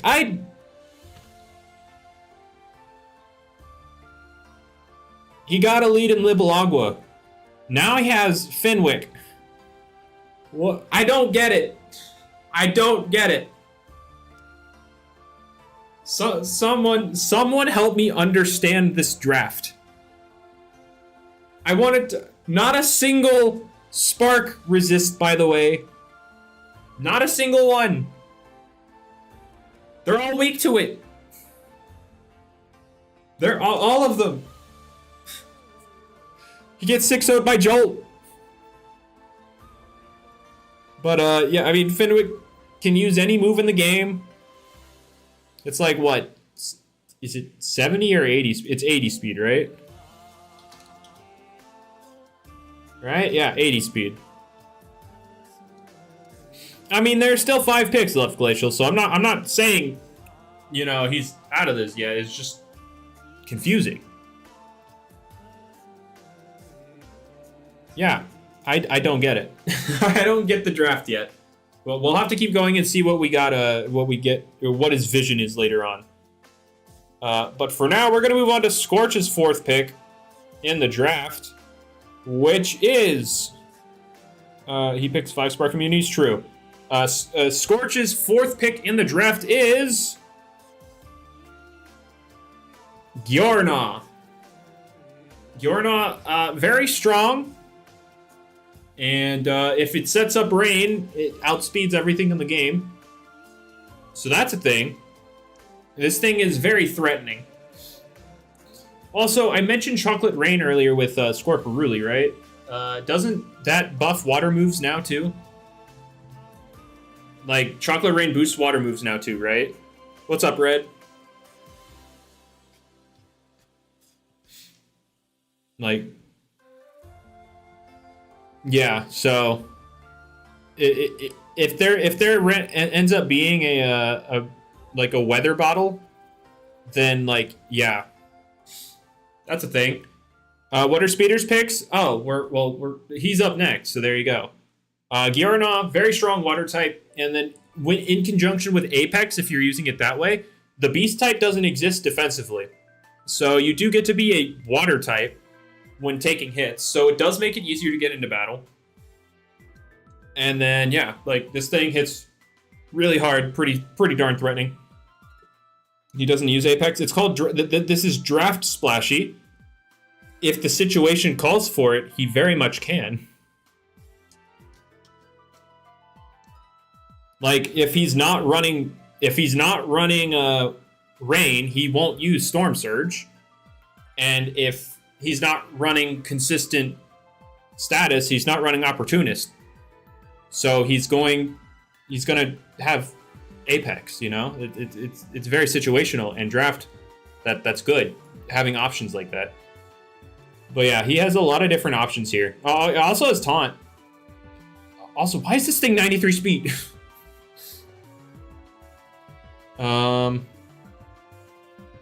Yeah, this thing has a lot. What's its attack stat? 92. It could even be physical.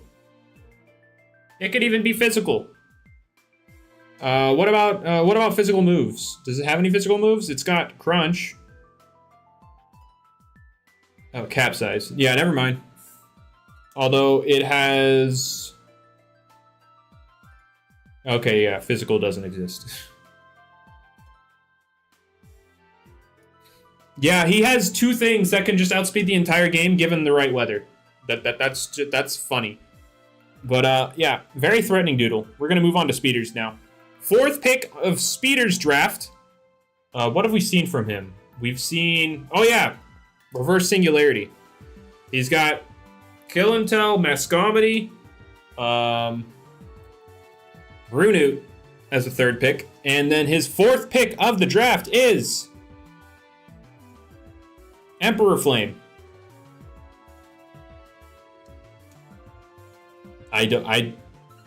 Okay. That's definitely not Trick Room or Reverse Singularity, that's for sure. But it's a very diverse Doodle. Very diverse. I did not say Emperor Flame, I said Emperor Flame. Because it's Emperor.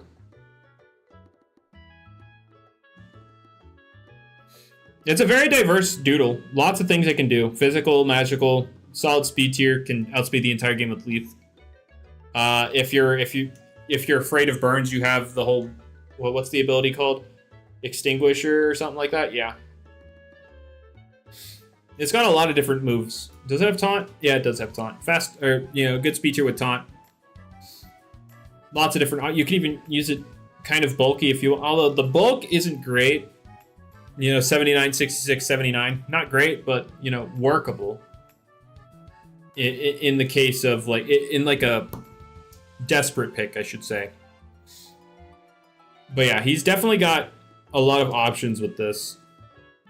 Doesn't this thing have, like, Sharpen and Mind Empowerment? So it can, like, it can shred you in multiple ways. But yeah, that was his fourth pick.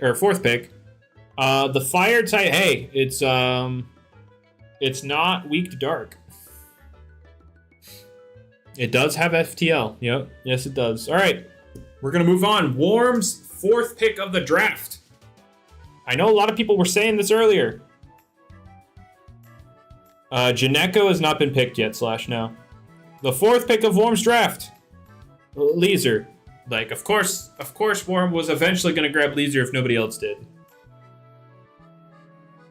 This thing, I mean, it's pretty hard to swap into. Like, there are a couple things that swap into it. And, well, not everybody can have those couple things. And, yeah, it crits. That is Leezer. Although, I know it has a combination of moves that only Lipo gets and only Leezer gets. Actually, let me go to Leezer, and it should have a section for Prevo moves, right? Nope, nope. Only some of those have that. Okay. Don't let Babul die. Yeah, true. True, don't let Babul die, but like when everything else resists what Babul's weak to, I mean, that's a thing. And like, let's say there's a metal type that if for some reason doesn't have Talina to Earth Surge it or something, if they have and Babul to kill it, like he can run Rust if needed. That's a thing Leezer can do. Doesn't this thing have like trade or something? I don't think it would use it, but I think it no, it doesn't. Never mind. Whatever. Thorned Awaken, true. He's gonna grab Thorned Awaken too. Yeah, you can only have one Awakening in these drafts, so that's a thing. But anyway, we're gonna move on. Leezer's just offensive. Like there's not much else to say about Leezer. It crits. It's hard to swap into. The speed tier's like what, 95? Yeah. But anyway, moving on, we have my fourth pick of the draft. I forget. I've already forgotten my fourth pick. What was it? Oh wait, okay, I remember this. Now, my fourth pick, Grufflin. Now, originally this was actually Lurkalid, but right after the draft, we had 24 hours to make various swaps if we wanted. And I swapped it with Grufflin because I wanted something off the ground.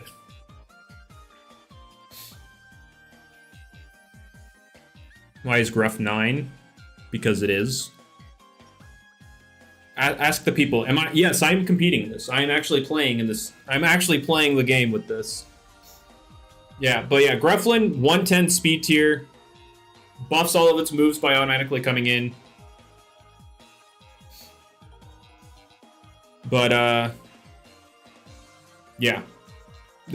Sorry, was reading chat. Has multiple avenues of attack. Doesn't have the strongest stats, but it does have very, oh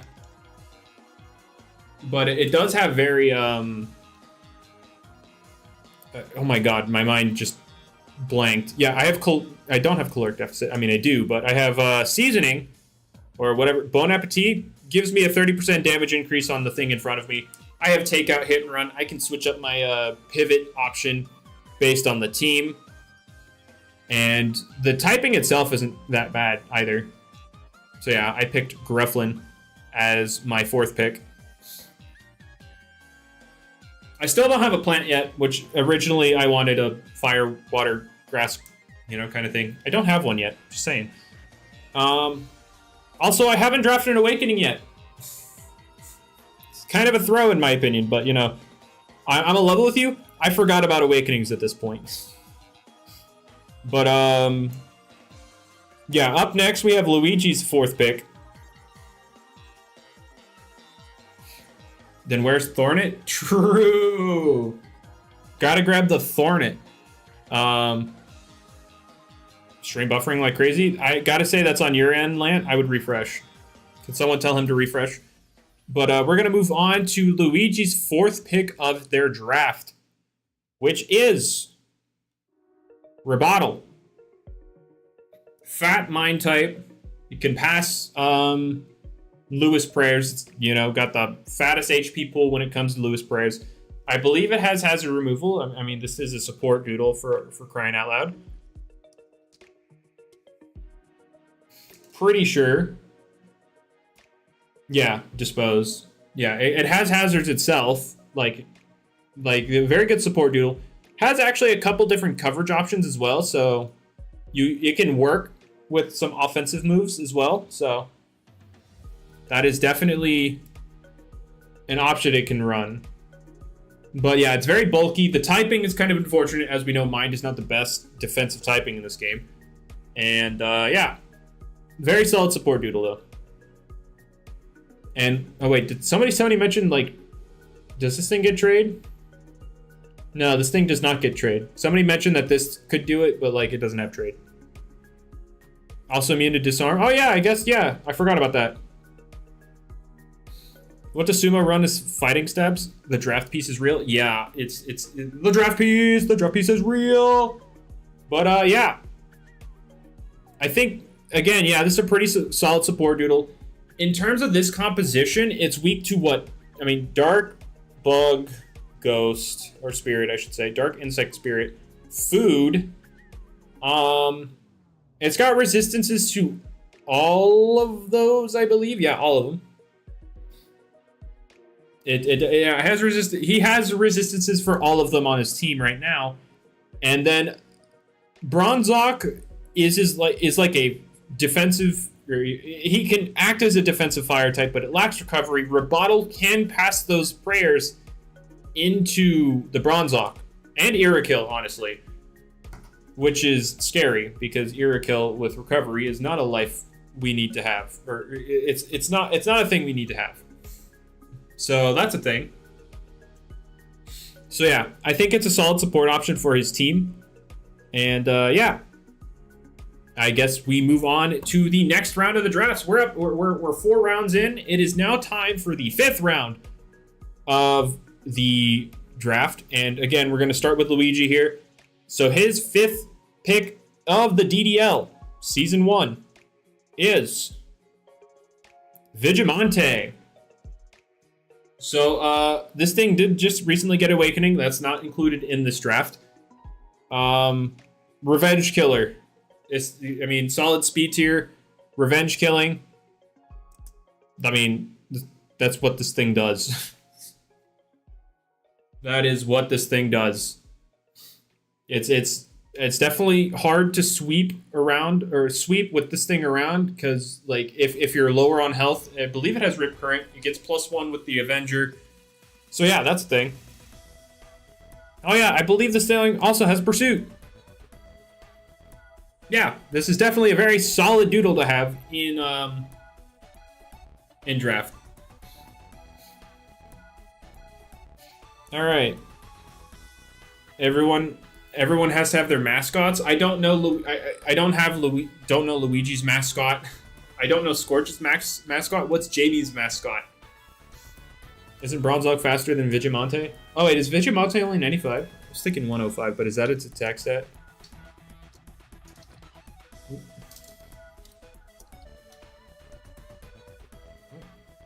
Are you serious? You have the stupid accent on. Why can't I? What? Okay.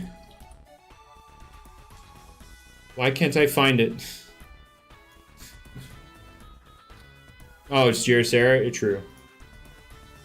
Oh, I have the wrong accent on Vigimante. Okay, that makes sense.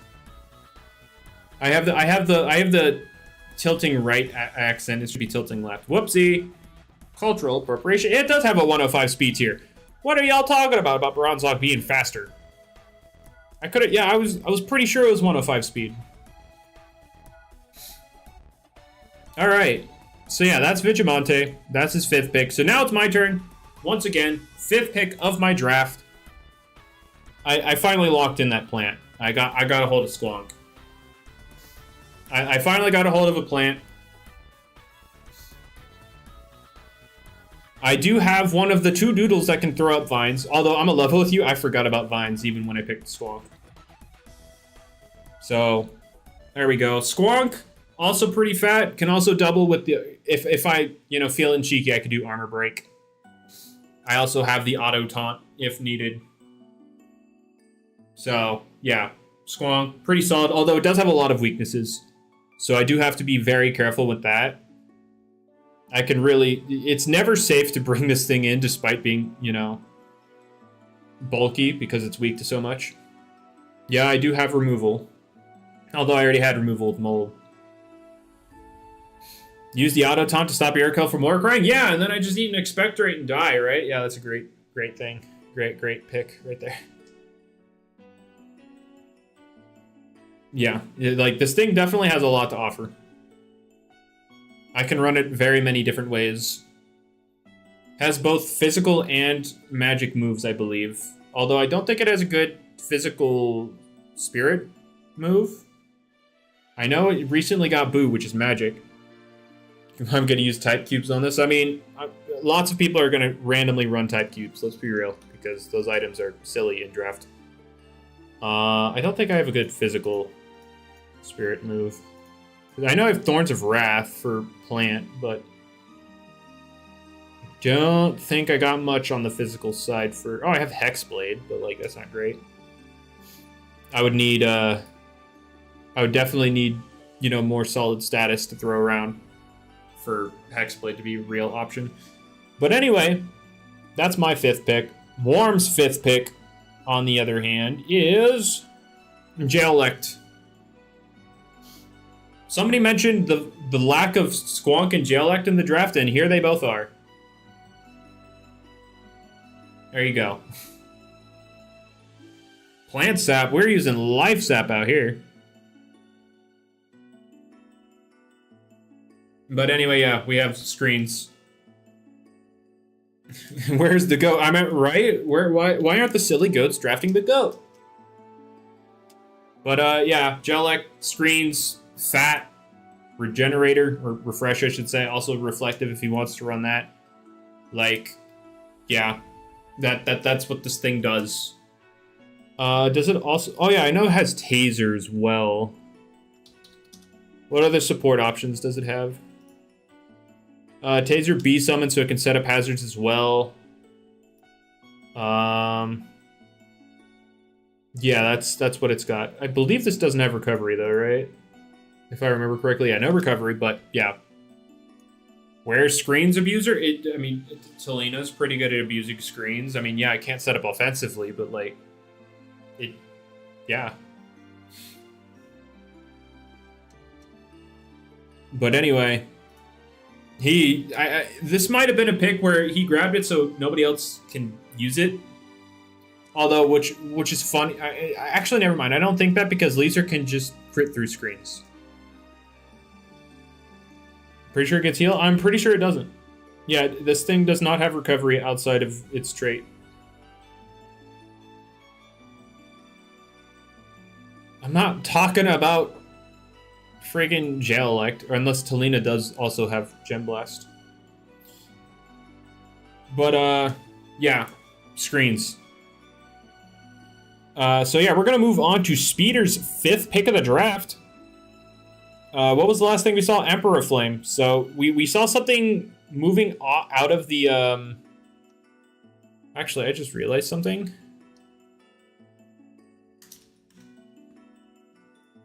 I forgot to open something. Reflective is the better option. I mean, would it literally not depend on the team they're going up against? Like, saying something is objectively better than another ability when we're in a draft situation is funny. All right, there we go. Anyway, the next pick in Speeder's draft is McGordles.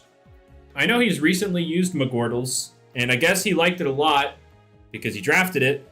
Also a pretty slow option that could operate under, you know, reverse singularity, but also really fat. So there we go. This thing's actually pretty diverse in how it can be ran right now, especially in his particular team.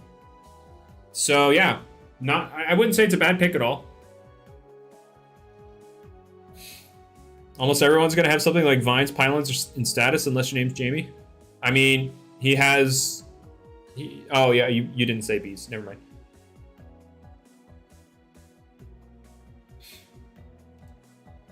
Counter setters screw up his whole team. That's assuming he doesn't just yoink all of the setters himself. Am I right? No.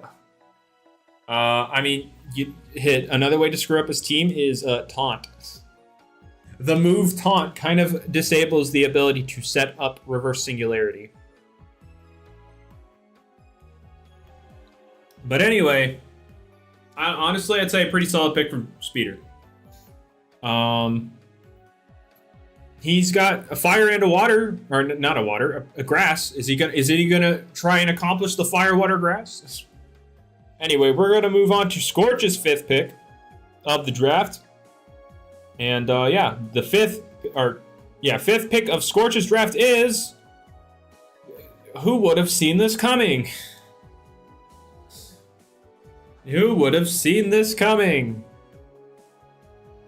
Now, this is one I'm looking back at of like, why did my group of people make this a 2-pointer? 2 points to enable an entire playstyle. So this is like the freest pick for Scorch ever. Like, he now enables his Sumo, his Scorporuli, and Gurinaw with 1 Doodle. Also Hypnoddle, you know, who doesn't want to be in range of Quick Sting, can now recover passively through Chocolate Rain. This is sizing up to be a very silly draft.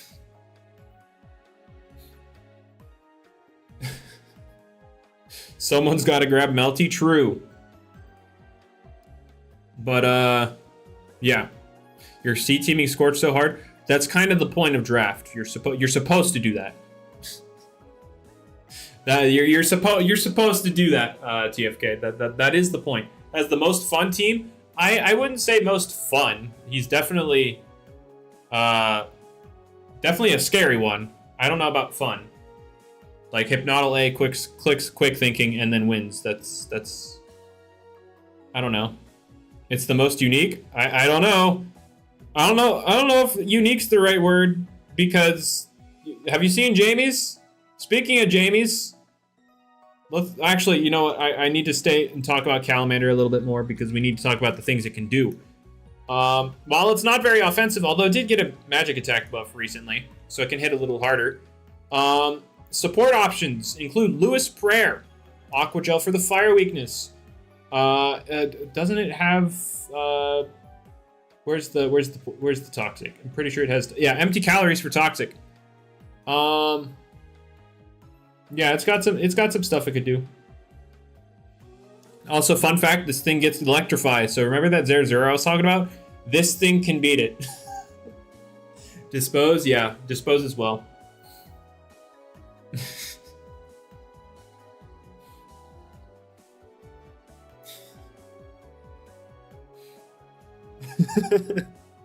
Although, to be fair, Zera's Tsunami would be buffed in the Chocolate Rain, so that's a thing. Yeah, I know. Hold 2 points. Once I saw, like, before you picked it, I forgot this thing existed. To be honest, and then when you picked it, I was like, so wait, why did we leave that at 2?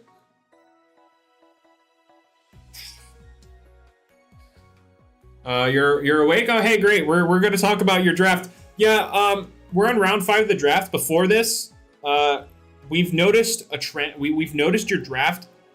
The first 4 picks, all weak to Spark, all of them.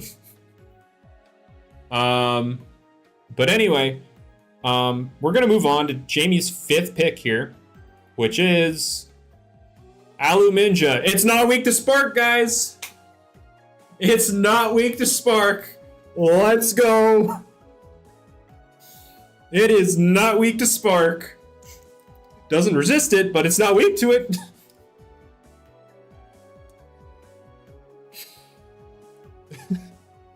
He's not immediately 6-0'd by Jolt anymore, guys. He's not immediately 6-0'd by it. Aluminja can take 1. Anyway, but Aluminja, definitely a threatening setup sweeper. Good speed tier, 107. Great, or is it 107 or 117? It's 107, right? 117, never mind. Oh, Lord. Yeah, one of the best speed tiers in the game. Got it. Yeah.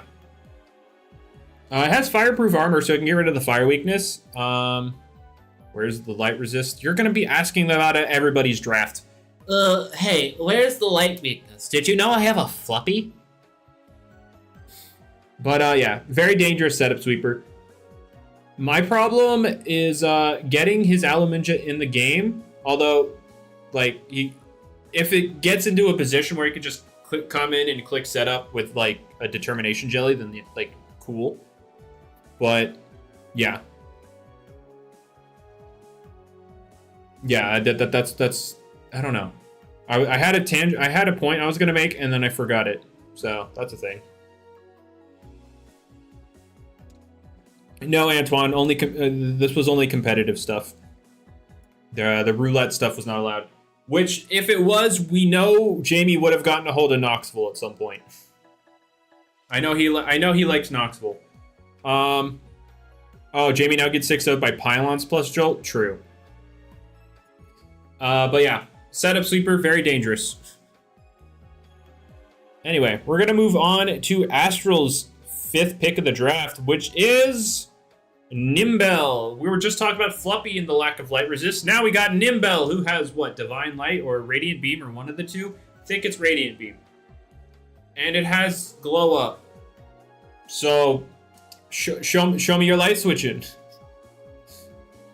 Show me your light switching.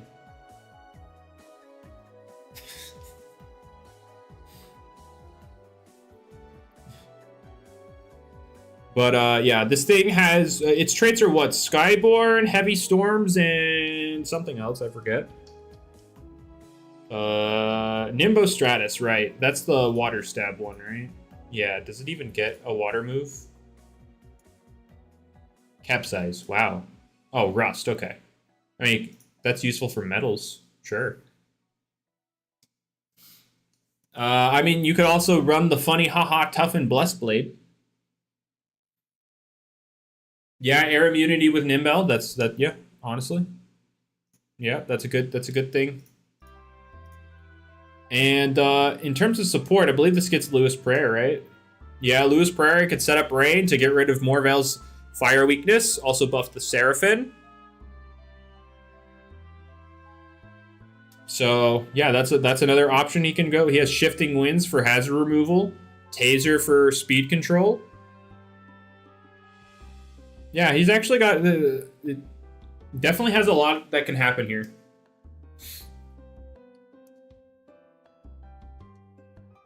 Yeah, it does. Kecleon, yep. Heavy Storm, so it can set up the rain, extended rain, and yeah, that's a thing. So yeah, Nimbel, pretty solid pick. Again, defensively, the typing doesn't resist much. I believe it's what, itself and then immune to spirit, right? Yeah. I remember when it didn't even used to resist itself. But, yeah, honestly, in my head at this point, I'm like, wait, my plant type doesn't even resist the light move. How am I going to kill this thing? Yeah, that's a thing I was contemplating. Because if this thing gets +2, my Squonk could go on die. Anyway, we're going to move on to TFK's 5th pick. Since we've been playing the guessing game with TFKs, let's do it again. Do we have any guesses on his 5th pick of the draft? Might as well throw in a 6th one because he's up next. He's got the next wheel pick anyway. All right. Jalopy, he already has that. He already has that.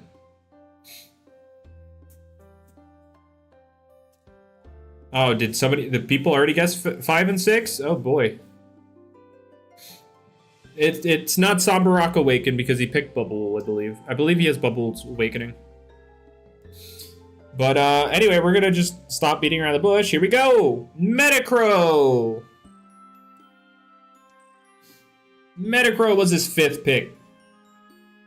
Very solid utility Doodle. Also can be ran offensively with the Poison Stab. The Dark Stab's a little iffy, 70 power, but if push comes to shove, Vengeance Metacrow is a thing. But it has what? Tourniquet, it has Lewis Prayer, Taser, so it's got speed control as well. I mean, it can put stuff to sleep with Calming Melody, I guess.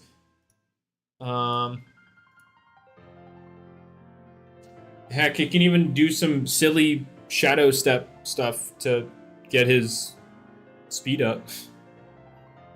Yeah, it's definitely very supportive. Yep. Yeah, Dispose for hazard removal, Shifting Winds as well, that kind of stuff.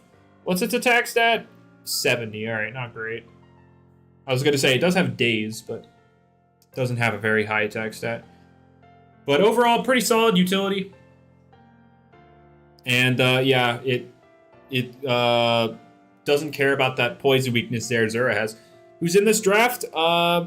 Description. The description has them all. I think they're all right this time, but yeah, they're there. But yeah, it's Luigi, myself, or Cardio Luigi, myself, Warm Connell, Speeder, Scorch, Jamie, Astral Plague, and TFK. But yeah, that was his 5th pick. And we're now going to start getting into the 6th round picks. We're starting to get deep into this draft. And yeah.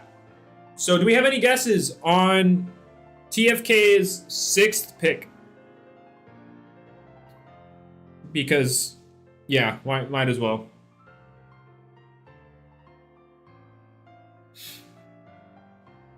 All right. We have Somber, Umaisho. The only one we didn't guess is Bubble A. No. It was somebody guessed Bubble A. They just guessed it as the 3rd pick, which happened, you know. But then, like right after the 3rd pick, he picked Bubble anyway. So that's the thing. You already know? Wait, what do you mean you already know? Did TFK show you his draft when I told people not to show other people the draft? Anyway. We're going to move on. Here, we're just going to rip the Band-Aid off. It's Melty Maw! Oh, he guessed it? We have Melty Maw. TFK banned from draft? Oh, okay. You said get garlic? Well, you're wrong. It's Melty Maw. The offensive one. Now, Alacrity, Melty Maw. This thing hits hard. What did it get recently? I don't know if like what moves it's recently got. I know it used to use Careless Assault, but then that got annihilated. Let's see. Move pool wise. Those are some moves. It's got Scarf Down. Yeah, it does have Scarf Down. Who's faster between Scorp and Melty Maw? It's just, okay, Melty Maw. So yeah, he can outspeed Scorp's or Scorch's Scorp in the Chocolate Rain. So that's an avenue. That's a good thing for him. Electro Bite, hit water. Burning Orb if he wants to do that. Not too much on the utility side. But, like, go fast, hit hard, right? No, Scorp has 90. Scorp has 90 speed.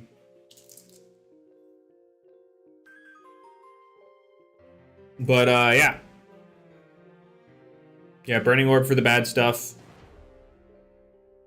Go fast, hit hard. And honestly, the bulk isn't even bad. 80, 80, 80.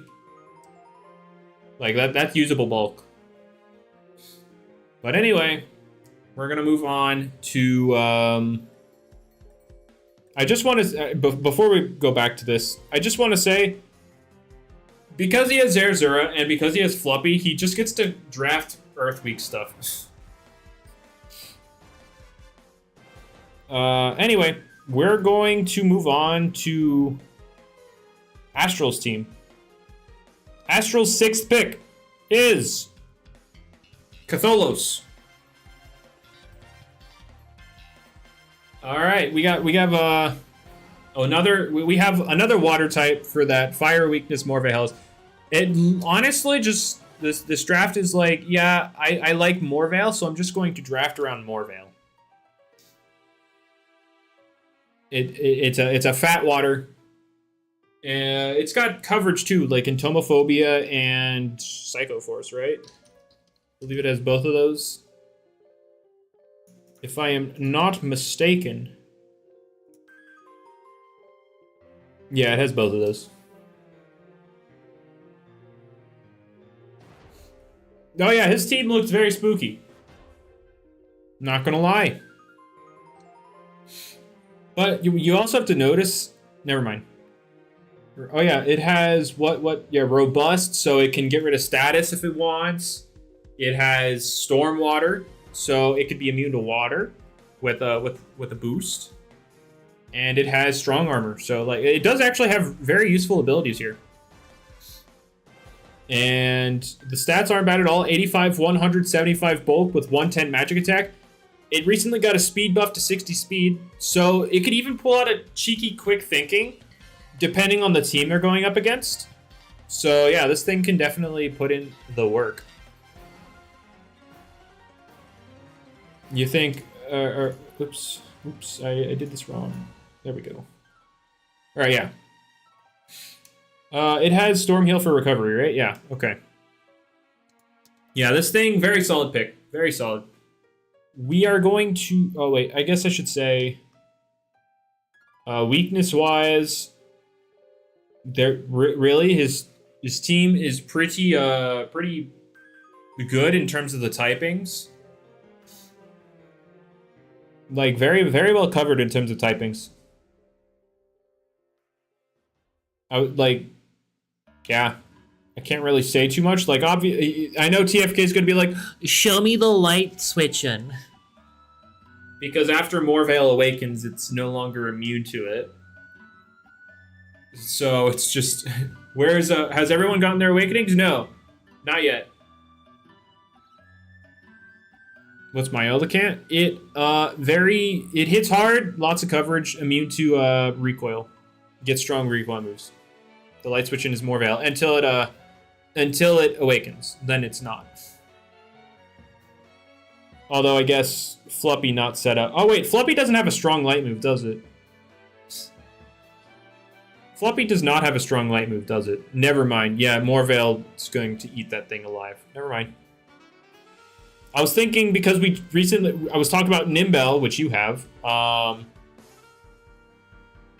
You know, Nimbel with a strong light move. I forgot. Only Ella Fortune and Nimbel have strong ones. But yeah, moving on to Jamie's sixth pick of the draft, which is Zapoera. So we finally have a spark resist. He has a spark resist, guys. He is no longer 6-0'd by Jolt. It's not a good one. He's not getting 6-0'd by Jolt, though. But 110 speed tier. I mean, fast taunt, hit and run. You can... Does this get taser? I believe this gets taser. If you want to run it. Obviously, that's not a normal thing you'd run on it, but like that's a thing you can run on it. Can I please see the moves without the wiki jumping up and down, back and forth? It also has removal, I guess. That's a thing. Even a shock therapy. What the heck? Okay, guys, hear me out.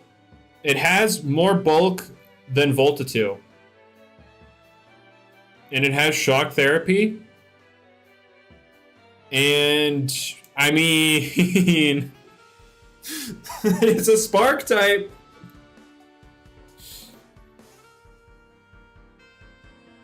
I mean, he could.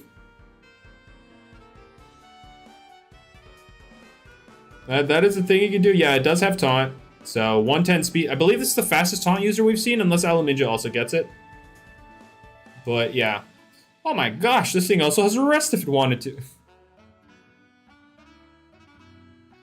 But Feral still 3-shot.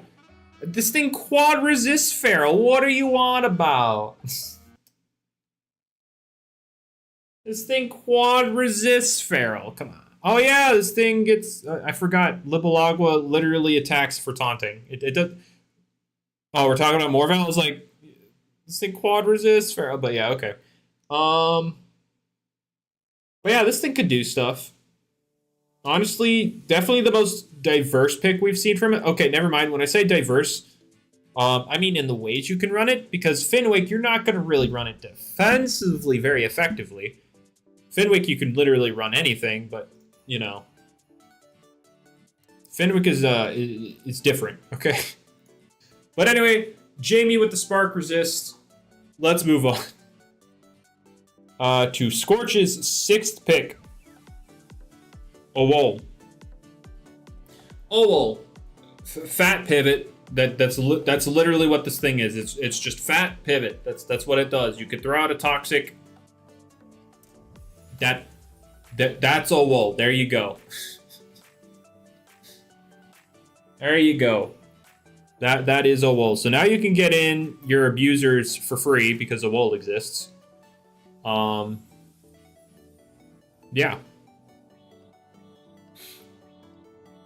All right. I mean, what else is there to talk about with Owol? It's fat. It pivots. It can throw out a toxic.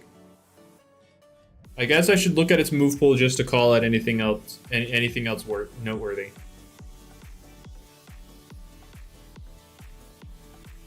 Did they really add the stats? I'm looking at Owol's wiki page, right? And they added the stats I calced for Owol, or Mother Owol. Okay, those aren't confirmed, but sure. But the Flock Owol, yeah, the mono air type Flock Owol, you're absolutely right.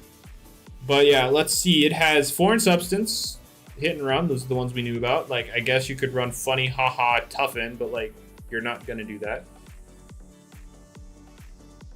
Sylphid, doubtful to see Sylphid with this team comp. Shifting Winds for removal, so that's a thing. Taunt. Its speed tier is pretty alright for Taunt, I guess.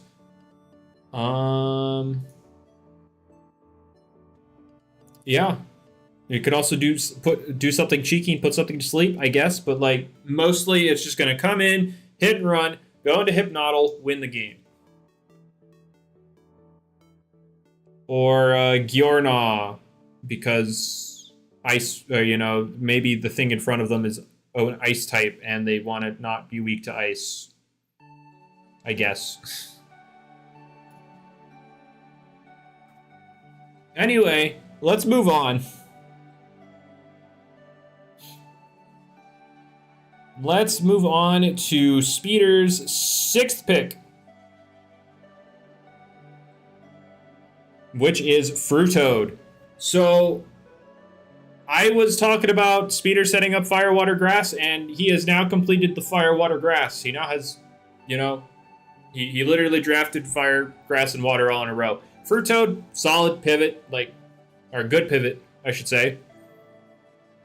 Yeah. And then I know it got nerfed offensively before, but it still can do a little bit of damage if it wants to. Unless its moves just suck that badly, right? Wow, its moves suck. Wow. I mean, take out Devour. Yeah, he can't use Awaken Volt Enchant because he already has an Awakening. Capsize, yeah, 60 power. Yeah, that's a great move. Great move. So, I guess this is another case of come in, pivot, possibly throw out a poison. Koryu's not banned, no. It is not banned. I mean, Tsunami is honestly looking like its best option, because its physical move pool is Capsize. That is it for the water.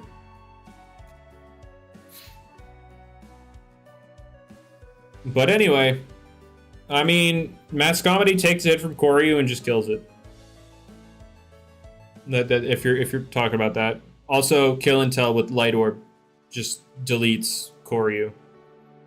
Just saying, he's not 6-0'd by Koryu. But anyway, let's move on to War McConnell's 6th pick. Which, what did he just pick? Jalek. So the next pick from after Jalek is Coral Lizard. I believe this was originally Henchum. Yeah, this was originally Henchum, and then he swapped this out at the end swapped Henchum out for Coral Lizard. So, yeah, he doesn't care about hazards anymore. If he ever is worried about a certain hazard, he just, yeah, hi, I'm Coral Lizard. Building a mind weakness? True. He's got 3 things weak to it, and then Montor to resist.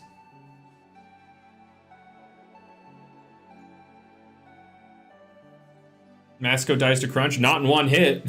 That's non-stab, Astral, and that's, you know, Mascomni's bulky. Void made it T1, true. You're absolutely right. Should be 13, absolutely. Can only remove 1 hazard at a time. Well, that's the thing. Not many people can stack up on hazards. Like, who can? Oh, yeah. No, not him. Jamie can. Jamie can technically stack up on hazards. Yeah, I think he's the only one that can stack on hazards right now.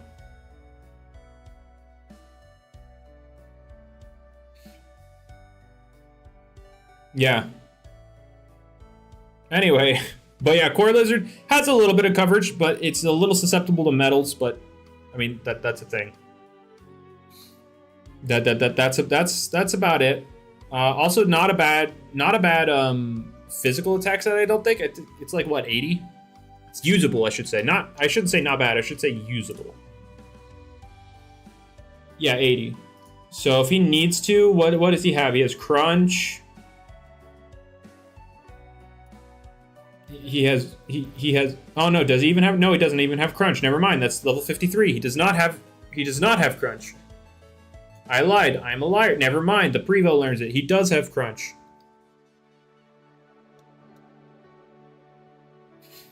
Does he have anything else physical?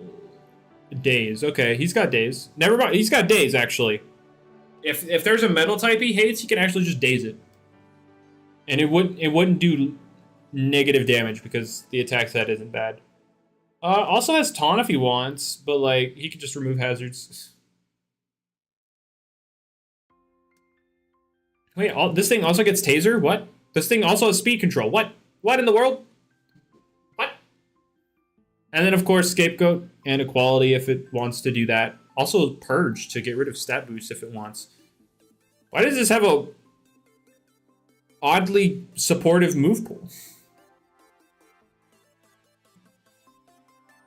What's up, Burrito? Yeah, we're just chilling. We're just going through the draft picks. Speaking of, we're about to get to my 6th pick next. I forget what it is. It's either this one or the next one that's like very iffy for me.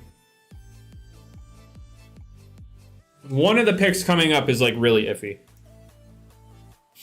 But anyway, we're gonna move on to my 6th pick, which is Sewell Mouse. Oh, okay. So remember when I said I picked something that made somebody go? Yeah, this was it. There were multiple people that wanted Sewell Mouse, and yeah, I yoinked it. Jamie wanted it, and I believe Warm also wanted it. But yeah, solid speed tier 105. Good. When I say good coverage, that's a bit of an understatement. I think it's pretty great coverage, actually. Now its coverage is pretty middling in power, but like play it right and you'll break. Why not Awaken Sewell Mouse? Because this draft happened before today.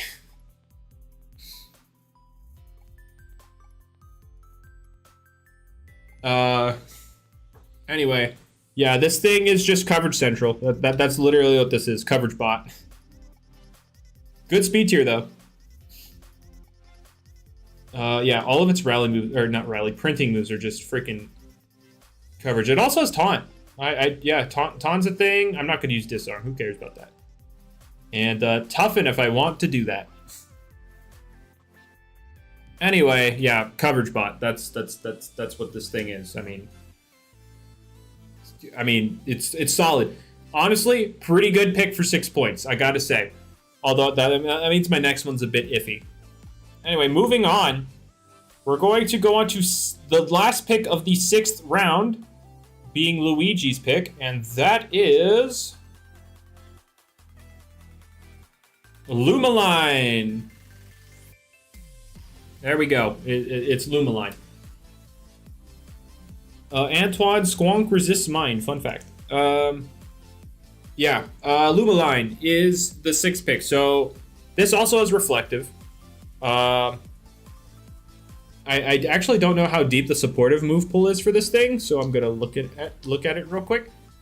Speed tier wise, 100's not bad at all. Pretty good. And it could be sweeper mode if it wants as well. But supportive wise, oh, it got heal. I did not know that. Oh, it has Lewis Prayer, but it has like what, 75 health. So it does have Lewis Prayer. That's a thing. Although he also has rebuttal for that, so won't be seeing too much of that probably.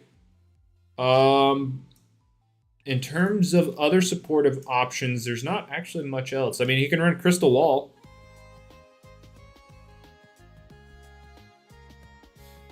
Karam, I was not the one who decided the points because I lack experience. I had a group of people that...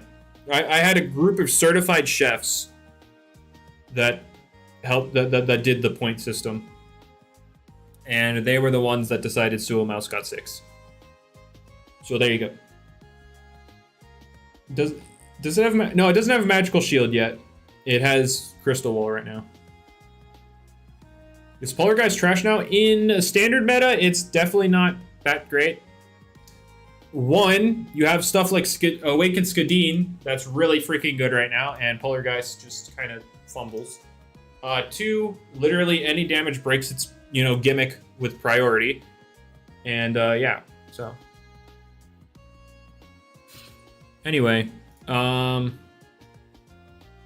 Lumaline was the 6th pick of the draft. So now we're gonna get into the 7th round. We've got 3 left. 3 left. And I think we can all agree Scorch's draft looks the scariest. Followed up by Astral's. I think those are the scariest drafts so far. I just want to say I'm also 7 rounds in, or 6 rounds in, and I still don't have an Awakening. Whoopsie. Jamie's is the scariest. Yeah. Yeah, for sure. Anyway, let's move on. We're going to move on to the 7th round. So Luigi's first pick of this, or Luigi has the first pick of the 7th round, and that is Clangatang. People kept talking about Clangatang and how Jamie should get it. Well, here we are. Luigi grabbed it. Now, I know I had a lot of people asking me why Clangatang was 13. If you look at its move pool, you'll understand why. The move pool and stats, like, this thing can do a lot. This thing can do quite a lot. In terms, just like, it can be defensive, could be offensive, that kind of thing. So that's the thing. You almost had it? Oh, did you want this thing? Oh, were you gonna pick Clang this round? Okay. Alright, I see. Yeah, I didn't really have Clang on my radar simply because I didn't have... I was running... I didn't really have the points for it at this point. Actually, no. I think I still did. Oh, I see. I see. Alright, anyway. Yeah, Clangatang, various coverage. It has Dispose for hazard removal. You have Rest for recovery. Lots of options to hit the opponent with. Also Disarm for, item removal. Priority with Swift Hook. Like, this thing has options. Alright. So, very, very solid pick overall. I should say...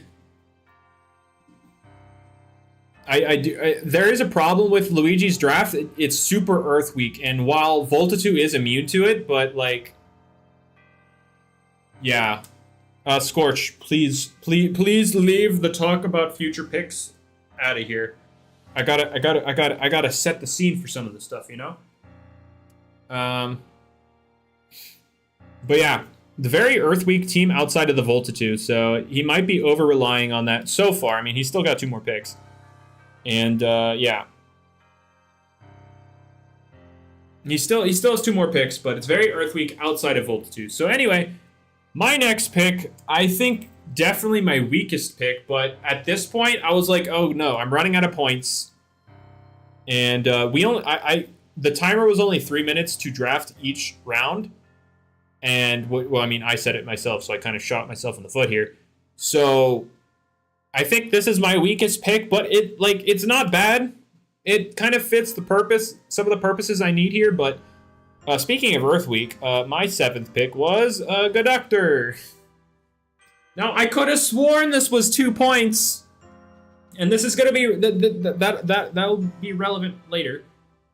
I could have sworn this was 2 points, but I apparently changed it to 3 last second. And so I spent 3 for this. So there you go. I have Spark type and Metal type. There you go.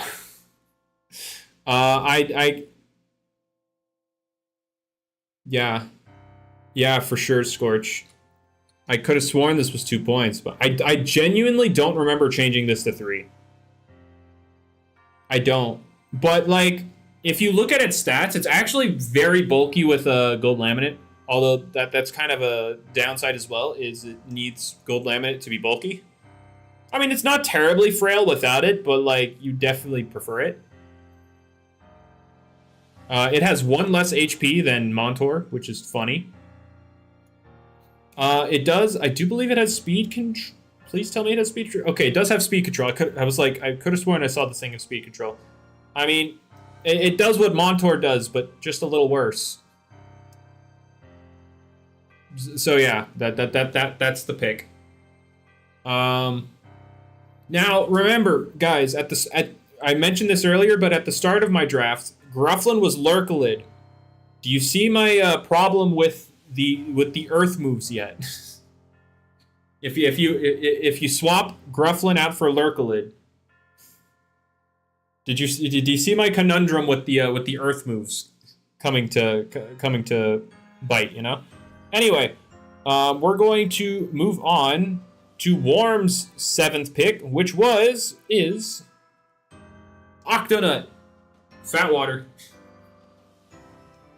I mean, fat water. It's literally fine. Just don't swap in. True. You're absolutely right. Yeah. Octonut. I mean, it's a fat water. It has like that's its whole thing. It's a fat water. I don't know what else to say about this thing. I mean, you could potentially see armor break. Potentially. But like, probably not. I mean, disarm, utility, aqua gel for status. I mean, it has recovery with storm heal. Can poison with belch. Is Hatrix banned? No, Hatrix is not banned. It's just unironically not been drafted yet. We are in, yes. There. Let me take this a step further. There are still teams without an awakening, and we are in the 7th round, and Hatrix has not been picked. Can you tell we forgot about it? Can we tell there are a couple of us that forgot about awakenings? Mind empowerment better than armor break. It's depending on it, like the team they're going up against and the speed tiers. But anyway, yeah, that is Worm's 7th pick. So now we're gonna move on to Speeder's 7th pick, which is Tarionyx. Tarionyx. Now, technically, in regards to some of these picks, you may not even like this. This helps alleviate some of the reliance on reverse singularity because of crude. Now, if this thing didn't have such a bad defensive typing, I could see funny boomerang plus crude combinations as like as a pivot to get into something threatening. But like that's still possible. It's just really difficult given its typing. But yeah, there's Tarionyx. What even are its other abilities? Isn't it like trapping on contact and what's oil spill? Is that like the RNG speed drop? Yeah, RNG speed drop. Why is he ignoring Prickles? What do you mean? What do you mean? Why am I ignoring it? Tar body boomerang. I guess. But like... Oh yeah, yeah, okay. That is also a thing. Oh yeah, why? Okay, you meant speeder. Because yes. Well, yeah. He's obviously not gonna try and do both at the same time with the crude and reverse singularity. But anyway, what does this thing get? Offensively, I mean, like, you run Ruby and you go Unga Bunga, right? That's just kind of this thing's thing. It doesn't do much outside of that. and then you have the crude with potential boomerang shenanigans. Or tar body, I should say. Yeah, both of those are a thing. All right. Yeah, I can imagine that does a lot. But he didn't draft Prickles yet. Or so far, I guess. I don't know. But, so, there you go. Anyway, we're going to move on here to Scorch's 7th pick. Again, one of the scariest drafts, but like between him and Astral, those two definitely have the scariest drafts.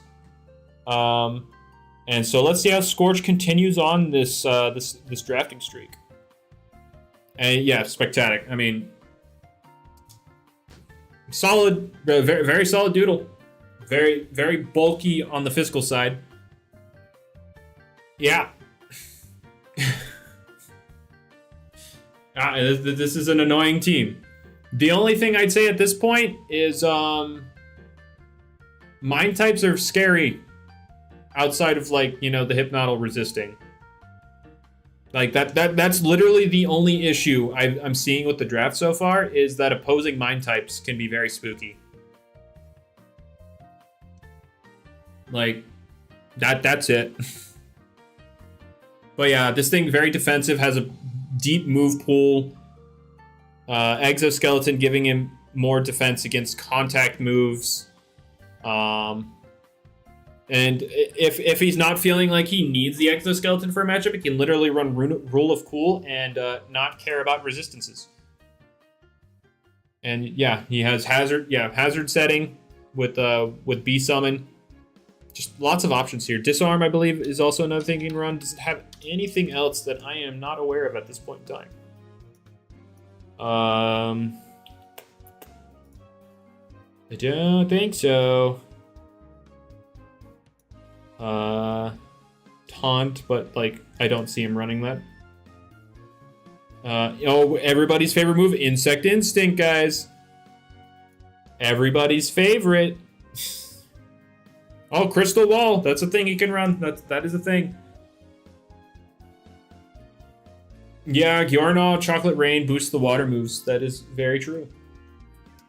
Scorch is just kind of one. I mean, again, like I said, as of right now, an opposing mind type could be very scary for him if not played properly. But up next, we have Jamie's 7th pick, which is Antenna Flight.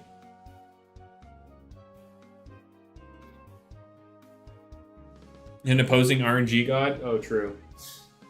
But, yeah, Antenna Flight. They changed the beginning of the game, yeah, Slash. I don't know exactly how they did it, but yeah. Another quad spark weakness. I mean, guys, he has a resistance. He has a resistance, guys. Come on. Calm down. No, guys. He has a resistance to Jolt. It's fine. It's fine, guys. He has a resistance to Jolt. It's okay. Now, we have Antenna Flight here, who does have some a special code with moves. I believe they're what? Dark Blast and Vine Grasp, right? Those are the code moves. Oh, Taser as well. So it has speed control, although that requires a 5-star, so that's the thing. I mean, Ominous. It's bulkier than Volta 2. I mean, it's bulkier than Volta 2. And it has recovery.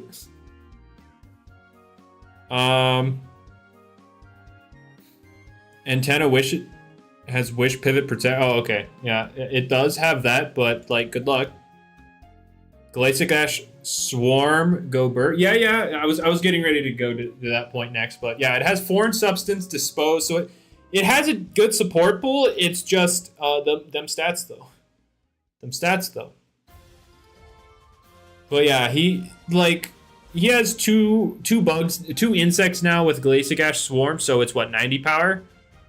So that's definitely a spooky one. Volta2 legit 6-0s this team. Shh. It's okay.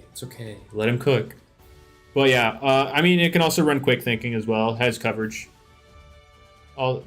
Yeah, coverage. It has Dark Blast, Vine Grasp, Aerial, and yeah, Web Ball. Oh, and Earth Surge. I forgot about Earth Surge. How could I forget about Earth Surge? I'm such a terrible person. Oh, also, I want to point out this gets Electrify. Watch out, Zera.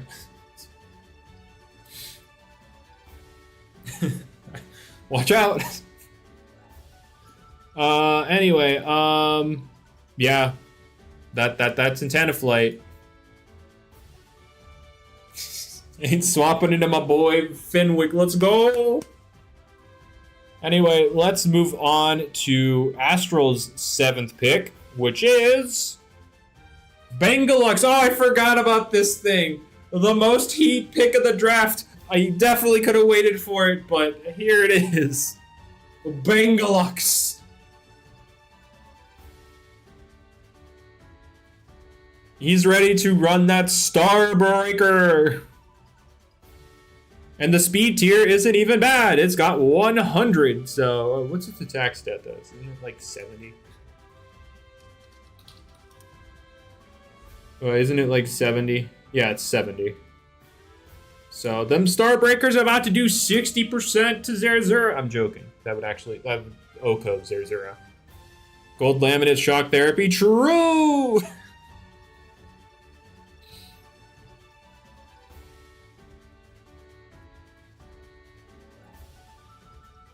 But yeah, that is that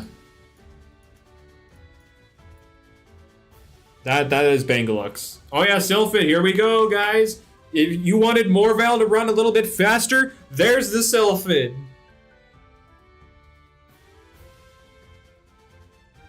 Alright. Well, I mean, it does also... Okay, but in seriousness, it's a Spark type, which is good defensively to make up for its awful defensive stats. It also has a pivot, so that's the thing. And what else? Galvanize. Yeah, it has hit and run. Yep. Hold up, hang on. I see it has Blessed Blade. Does it have anything to raise its stats? Hold up. Electrify. No, not good enough. Do we have anything else? Not Electrify. I meant Energize, by the way. Is there anything else? No. Never mind. Oh yeah, the Sylphid with Nimbel. Yeah, that's a thing.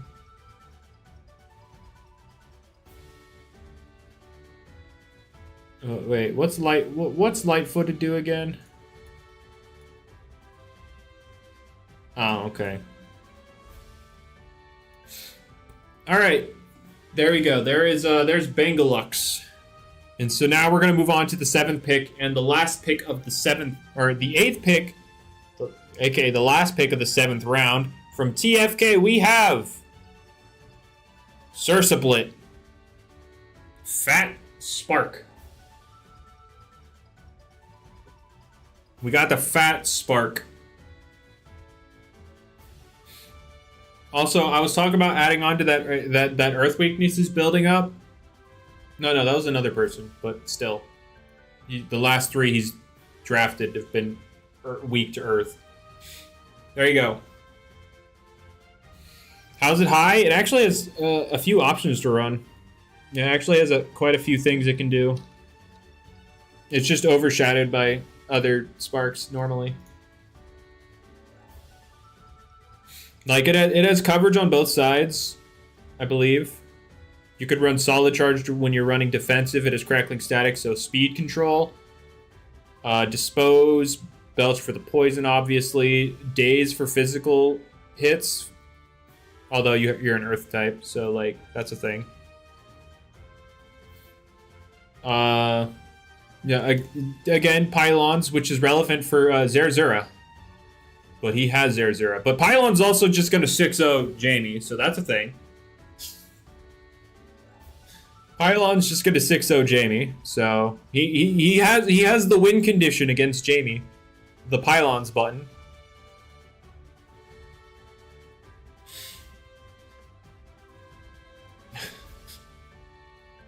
He has Jamie counter pick. So yeah, that is what he has.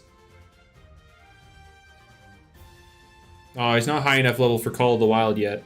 But anyway, yeah, that is the end of the 7th round of draft. Again, I'd say Scorch's definitely got the scariest looking draft. I would say I had Astral up there, and then he picked Bengalux, which is like cool, but like Scorch is scarier for sure. Scorch definitely has the scariest draft as of this point. And yeah, so what are we gonna see going into round 8? We're the penultimate round of draft, and here we go. The first pick of the 8th round of the draft from TFK is Hatrix. Not the Awakened, because well he is Babul Awakened, but Hatrix.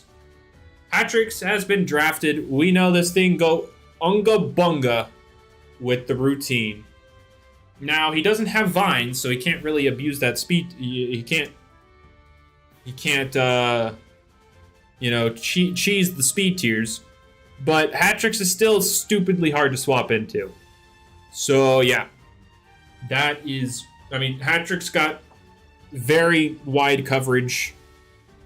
And routine and spellcaster, depending on the situation. Taser plus crackle. Yeah. The Cersiblit to slow everybody down for Hatrix. That's very true. No. You cannot draft more than one Awakening. You can only draft one. Only one can be drafted per team. And I just want to mention, I still haven't drafted mine. We're starting the 8th round, and I still haven't drafted mine because I kind of forgot. Anyway, we're going to move on to Astral's 8th pick. Spec A, he's banned. Spectatic, Skadine, and Archopod's Awakenings are all banned from this draft. And so yeah, we're going to move on to Astral's 8th pick, which is Gowat. Now, originally, is there trading? Yes, there is trading. Originally, this was Archopods. Oh, where's the music? Why'd the music stop? This was originally Archopods, and let me say exactly what he said when he picked it. Base Archopods for the funny. That is what Astral said when they originally picked Archopods. They have since traded it for Gowat, which is a fatter spark type. It's a kind of a confusing pick in regards to, having just gotten Bengalux.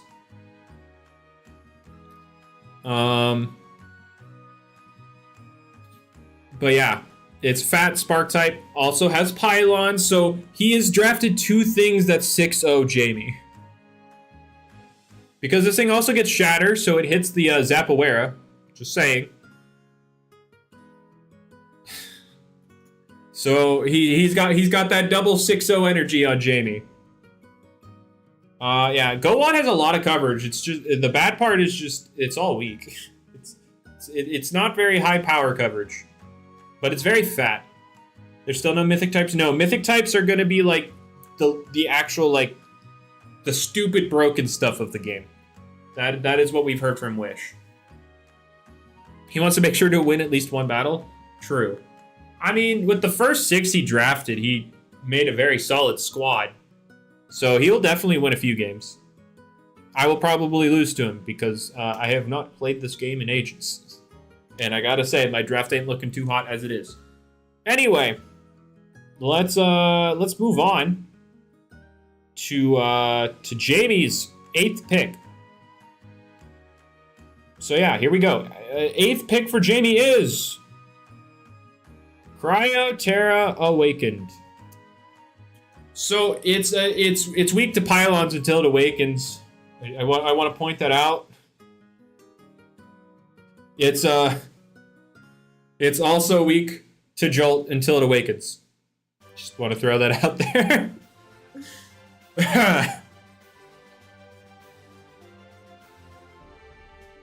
So, please get something for hat-tricks. What do you mean? This resists both stabs. No trap removal? No. He has trap removal. Cryoterra gets shifting winds. So who got on biscuits? Nobody yet. And no one has it yet. Yeah, this thing gets shifting winds. Come on. No. Cryoterra does not, or Awakened Cryoterra does not take 20%.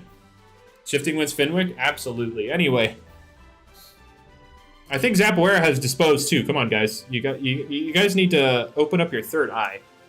Anyway, Cryoterra, fastest thing in the draft so far, actually. I think the previous was Libalagua, which he also has. Yeah, Zapoera does have trap removal. So yeah, Cryoterra has actually a pretty wide pool of moves it can hit you with. It has Pursuit, so you need to be mindful of that. It can be anti-weather as well with a Tempest. So if you like predict, like Calamander kind of walls. Now, this is specific only into Scorch, but Calamander walls Cryoterra's Awakening outside of the taunt that it can also run. You can hit Tempest, and the weather just goes away on the switch in. So that's a thing. It has Feral Fury. Oh well, yeah. It's almost like Calamander's still fat as frick and doesn't care. See the bad thing about Cryoterra is it doesn't have raw power. It has, I mean, like 115 offenses isn't bad at all. It's actually pretty good. It's just the moves it can use off of that aren't particularly powerful. But like, yeah, if we can look at his draft, it's very clear he does not like the concept of speed and being outsped, because Libalog was 125, Mantiscold is priority, Glaciacash is dual priority, Fenwick can do whatever the heck it wants, Alaminge is 117, Zapoera is 110, and Tenaflight's in Tenaflight, and Cryoterra is 130.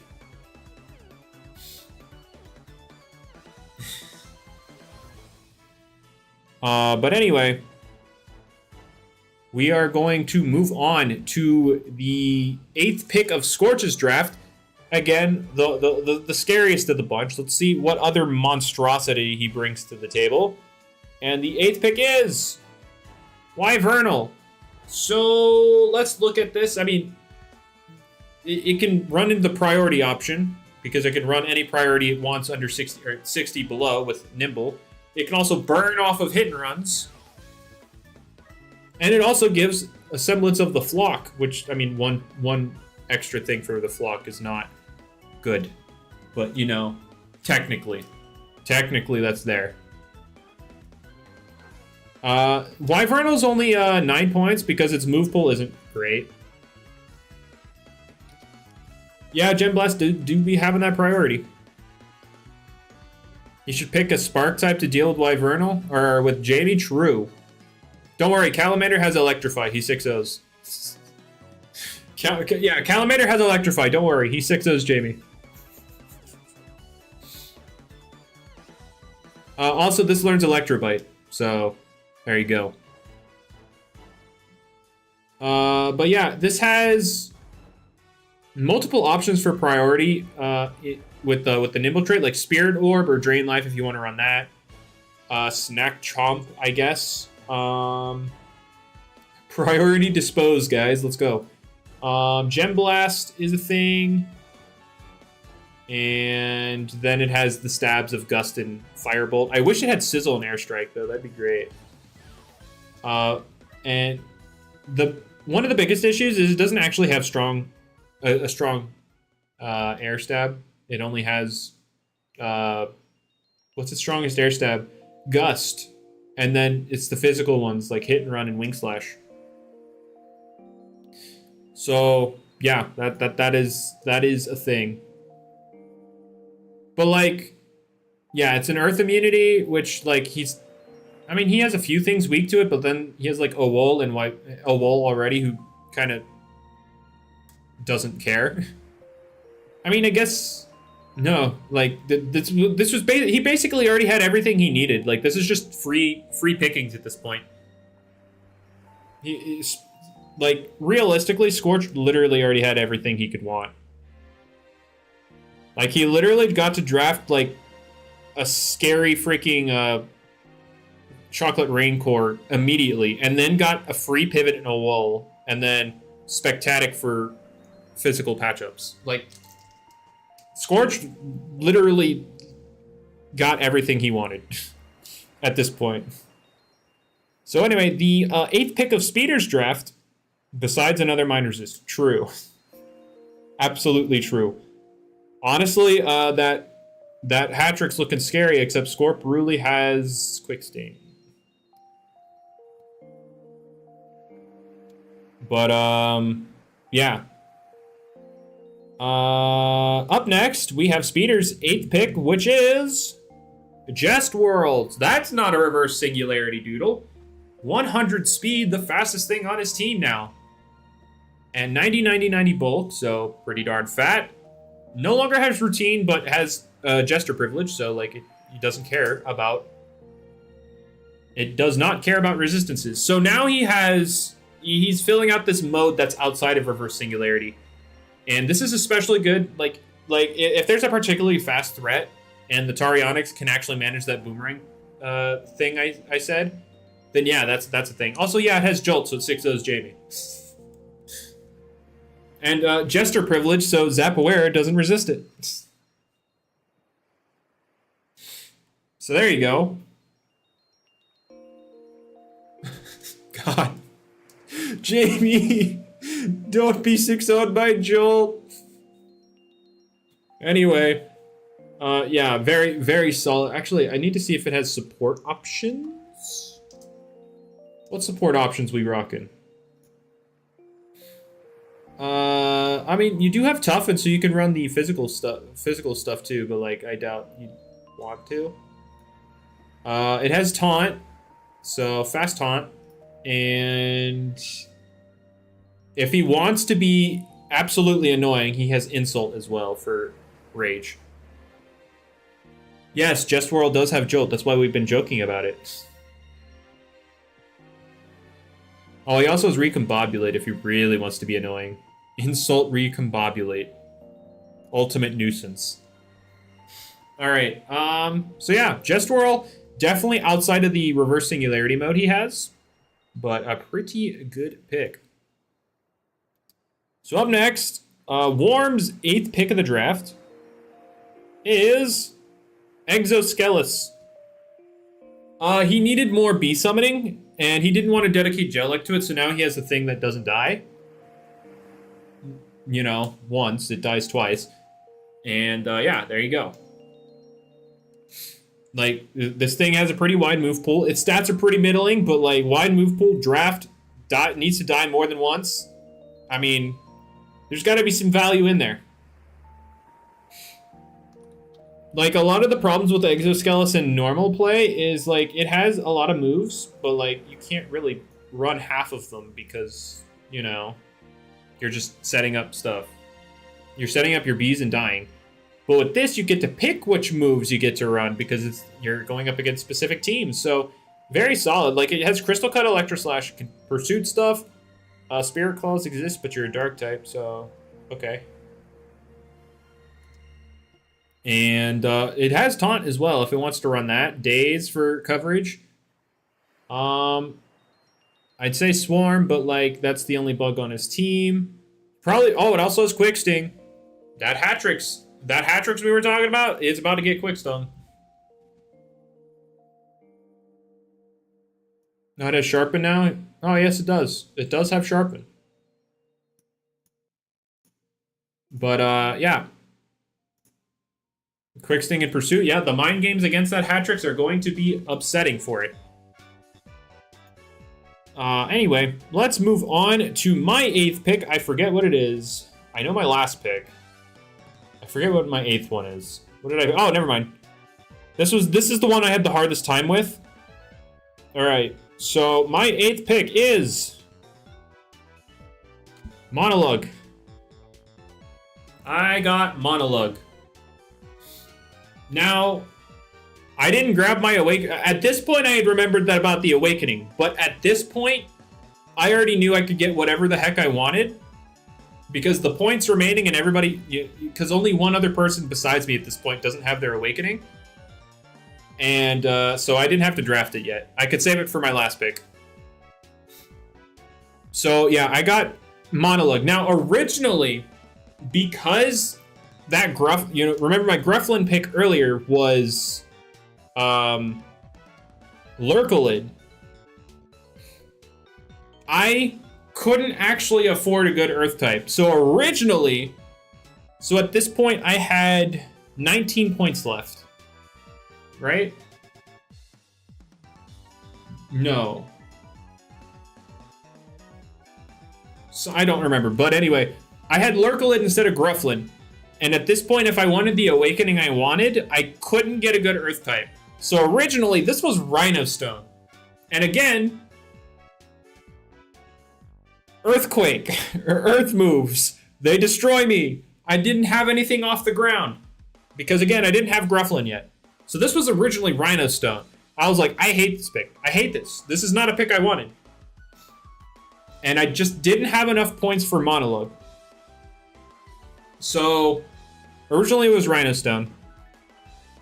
And, yeah, I was not happy. But now it's a Monologue, and it's not weak to Earthquake, and in fact can eat Earthquake pretty well.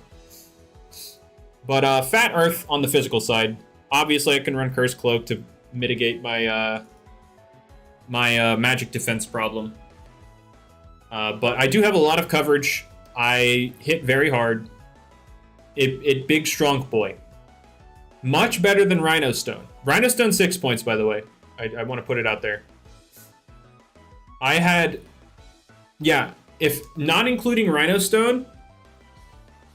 I'm going to say... not including Rhino Stone... Let's see. I had 20 points left at this... If we're not looking at Rhino Stone, I had 20 points left. If I want to get the Awakening I wanted, it would have left me at 7 points. You see where Monologue is, Monologue is, 8 points. Oh, by the way, Lurkolid costs 10. That's where I got the 1 extra point. I traded Lurkolid for Grufflin after this. So yeah, that's where the 1 point came in. Infernius, yeah, like Infernius isn't weak to it, but doesn't resist it either. Like Squonk was my only way to take an Earth hit. What is this? This is draft. OMG trades.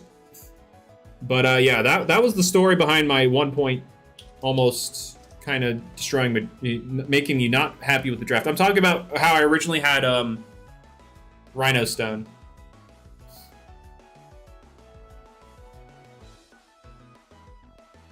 But, yeah. Yeah, Monologue has a ton of coverage. A ton of coverage. An infinite amount of coverage, basically. And it hits really freaking hard. Its problem is obviously the speed tier and the negative magic defense. Yeah, but yeah, that's my Monologue. Let's move on. The last pick of the 8th round of the draft is... Sambarak.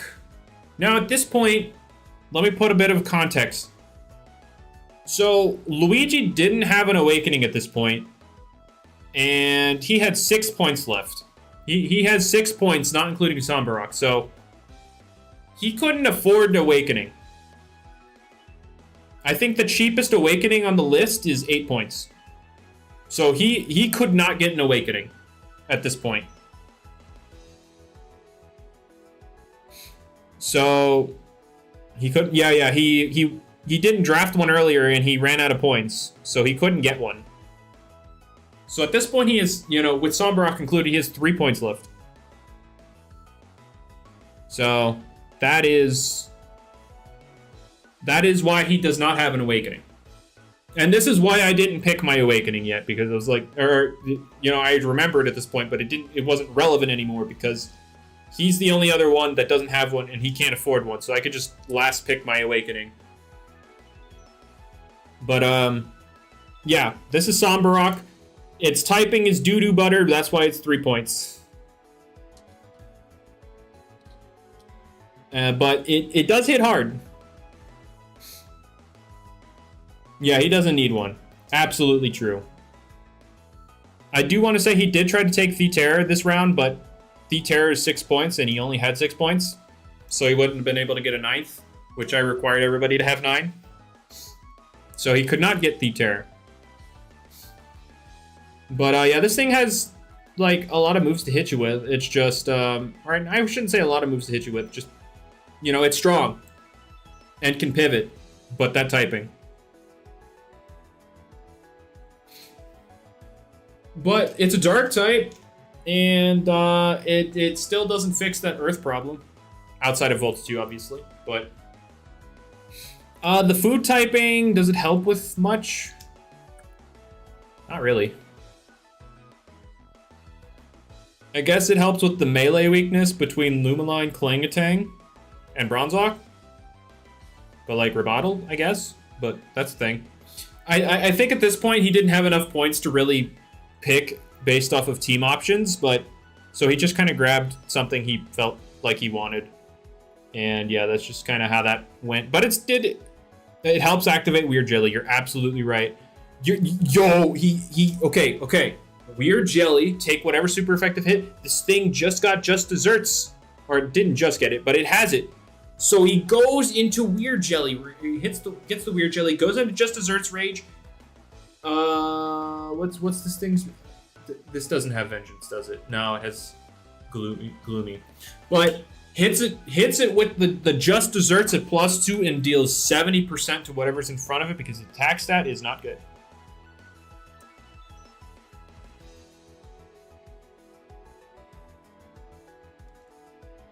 Oh, it does have Sparkling Finish. You're absolutely right. Is that +2 or +1? Just +1. Unfortunate.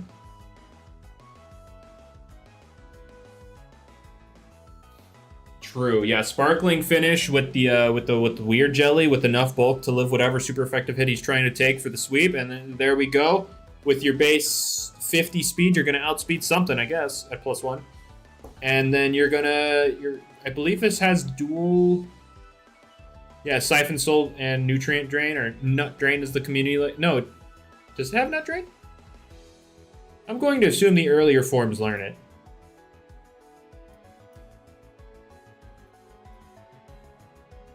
Does it not? It doesn't, does it?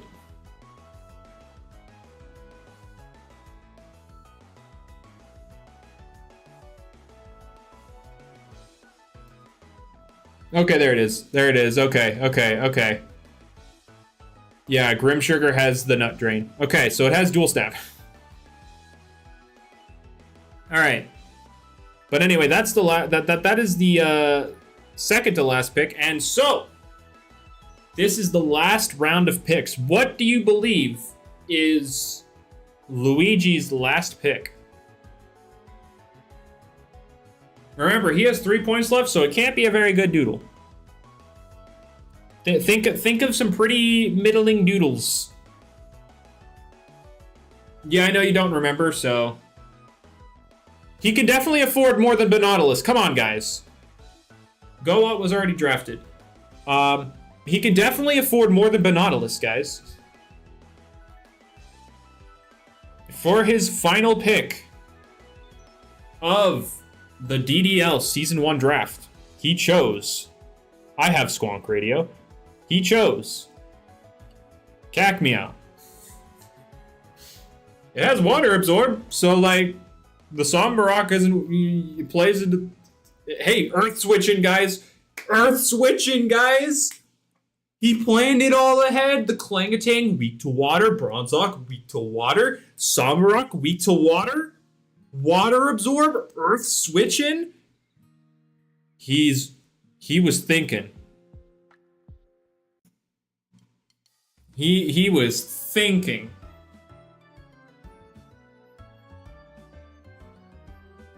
What if the Konokold...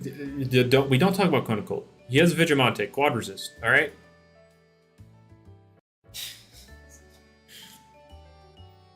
Konokold that Vigilante, I dare you. Anyway. So yeah, that is his final pick. Now, at this point, I have 14 points left. 13 if you count, Grufflin and Monologue. I have 13 points left. What do you think? I guess we should talk more about Cacmeow. I was memeing about it, but let's talk about it. I still don't have my Awakening, by the way, and I am drafting it.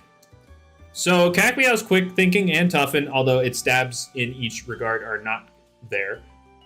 In terms of support, does it have much? Chemical Cleave for stat wiping, disarm, and yeah, that's about it. All right. No, the new stuff is not allowed. No. No. I'm just saying at this point in the draft, I have not taken my Awakening yet. So what do you think it is? All right. The 66th pick of the draft. This thing went 66 or 65 without being picked. For the 66th pick, I chose Awakened Hatrix. What should be a top tier priority grab went 66 picks into the draft. And y'all talked about my mind swapping. There it is. I was honestly considering Party Bug Ominous. I really was, but like, it would have worked with the Rhinostone pick, but like, I did not want Rhinostone. I'm telling you. Not a Thornet. I like Thornet more than Awakened Thornet. And I was not about to pick normal Thornet. I'm telling you right now. But yeah, I picked Awakened Hatrix. As we, and remember, this, I have to hold the Runestone in my battles with it, but I don't have to awaken immediately. So if there's something I can pick off because of my routine, I can choose not to awaken because I have vines. So I can also slow things down for normal Hatrix to grab with routine before I awaken and become fat. Though I am weak to Quick Sting. So that's an unfortunate reality I live in. Anyway. Yeah, that was my last pick. It lasted 66 picks. Sure. Anyway. I lose to Morvel Awaken, so that's a thing. Sort of. Not really. I say I lose because I just go to sleep. Well, if they don't have Glaciagash? No. There are multiple people in the draft with Quick Sting. Scorch has Quick Sting, Scorporuli, which he doesn't even need to if he's got Chocolate Rain up. Warm has Quick Sting, Exoskeles. Jamie has Quick Sting, Glaciagash.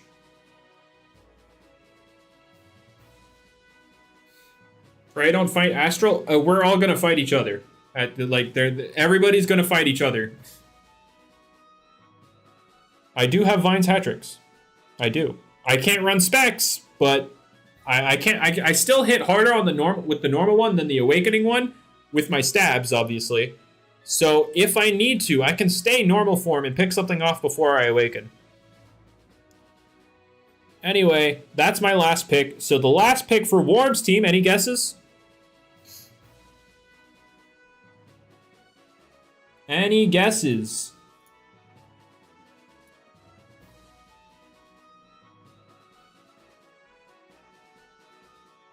You go. I remember, Go What was taken. Can he afford Dayferno? I honestly forget what his last pick was. Let me look it up. Let me see. Let me see what his last pick was. Okay. Zappa was taken. So his last pick was Kelpimer, whatever. He had 8 points left, so he broke even. Or he had an even draft. He chose Kelpimer. Another water type, but I mean, doesn't have Vague Vortex now? Pretty sure it does. Bubble Shield or whatever it's called. That's a thing you can have if needed. All the light types. There's 2 people with light types. I think there's literally 2 light types in the draft. Although there are multiple people with light type moves, like my Hatrix can run it. I know Scorch's Scorporuli can run one. I'm talking about at this point, Ominous. At this point, there are 2 people with light types. Oh yeah, Kill and Tell. I completely forgot about my own Infernius when I said that because I was thinking Fluppy and Nimbel. I completely forgot about my own Infernius. Oh boy, I'm going to go 0-7 in this draft.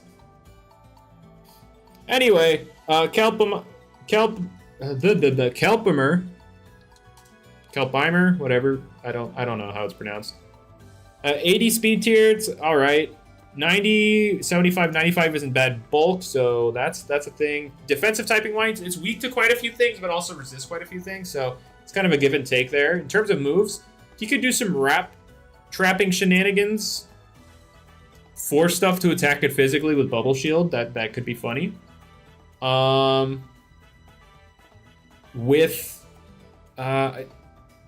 mean, he could try some Lingering Poison with Coral Lizard. I believe it gets that, but like I think most people have a poison type on their team. Except Jamie. Jamie doesn't have one. Will I post this draft somewhere? Oh, yeah. There's going to be a thing at the end that shows you the final draft and people can screenshot it. So that's a thing. Equality shenanigans with this thing. Cone of Cold. Taunt. That's a good speed tier with Taunt. Wrap Taunt to trap something defensive. That could be funny. I would say Necromancy, but that's not even funny as a joke. Like, in Doodle World, you have Necromancy, which is awful. And then in Pokemon, you have Rage Fist, which is broken.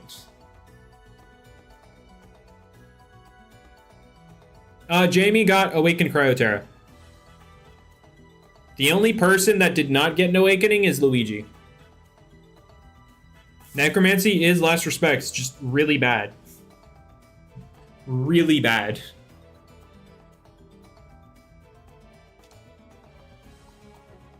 King Gambit gets... no, he's got something not as broken as Last Respects, but pretty broken in its own right, where it powers up all of his moves for each thing that's fallen by 10% each one. So if he's got 5 fallen teammates, that's just a free choice band. Who got Henchum? Originally, Worm did, but then he traded it for Coral Lizard. At the end of it. But yeah, that's Kelpimer. He could do some funny stuff with this thing. Look, Radio. Obviously, he got Henchum so nobody else could have it, and then he traded it away. Which means somebody can grab it eventually. But anyway, Polargeist for Speeder's final pick. So there you go.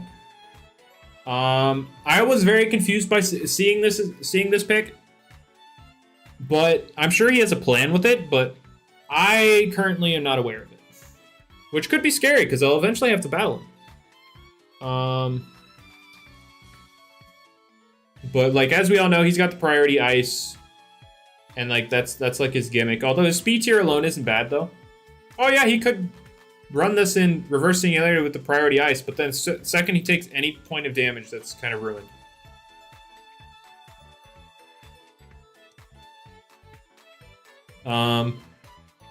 Like, I genuinely don't know the plan with this.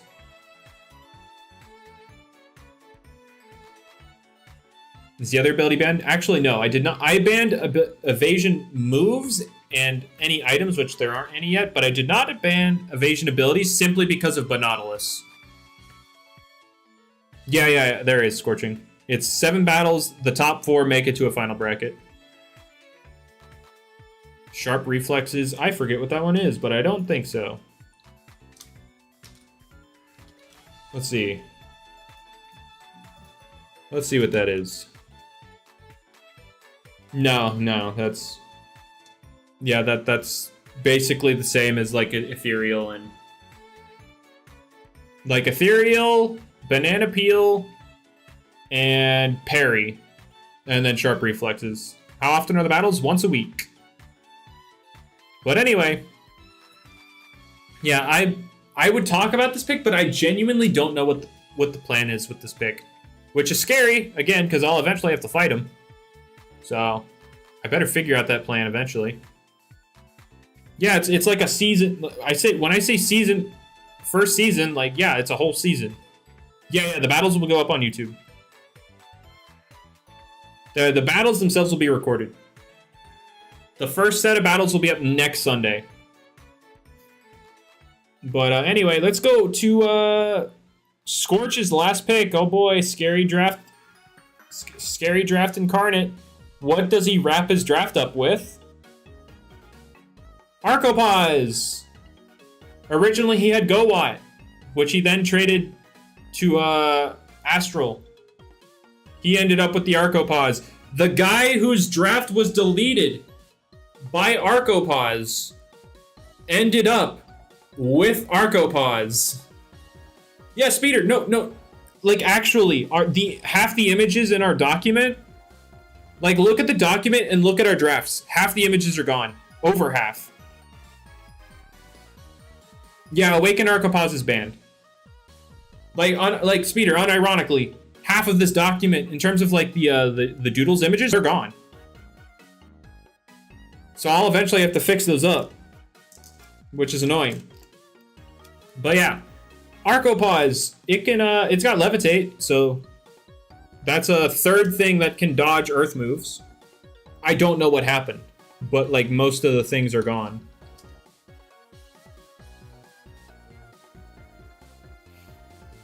I didn't think I gave him access, but like he got through to it anyway. Once he saw that Arcopause was taken, he just smacked my document. I don't get it.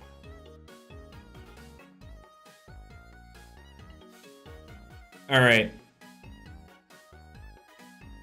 Earth immunity. Yeah, Earth immunity with Hypnotal A, Owol, and Wyvernal. He's definitely worried about the Earth moves, for sure. He has a whole 2 things weak to Earth, and then 3 immunities and a resistance. I think dude does not care about Earth types whatsoever. But yeah, this thing has... It can run some funny things because it can run a Candy Cube, take a specific hit, use Jealousy because it doesn't have an item anymore, and then it can do things with like Blessed Blade if it wants. It has a lot of coverage. The coverage is generally on the weaker end, but it does have stuff like Pursuit. It has Burning Orb if it wants, Taunt, and it's not a bad speed tier, 95. Daze on top of that, Disarm if it wants. Like, this thing has a lot of things it can do. Also, there's Rest if it wants to recover. But yeah, not a bad pick. Like, we all know Scorch's draft was, like, this is the scariest. So let's move on to Jamie's final pick. Does he have an Earth type? Can he bring it all together? No, it doesn't activate item splashy. Moratorium. But, Jamie's last pick. Stalagat. It resists Spark, guys! Why the music gets sad? Because he doesn't have a Spark immunity. He doesn't have a Spark immunity, guys.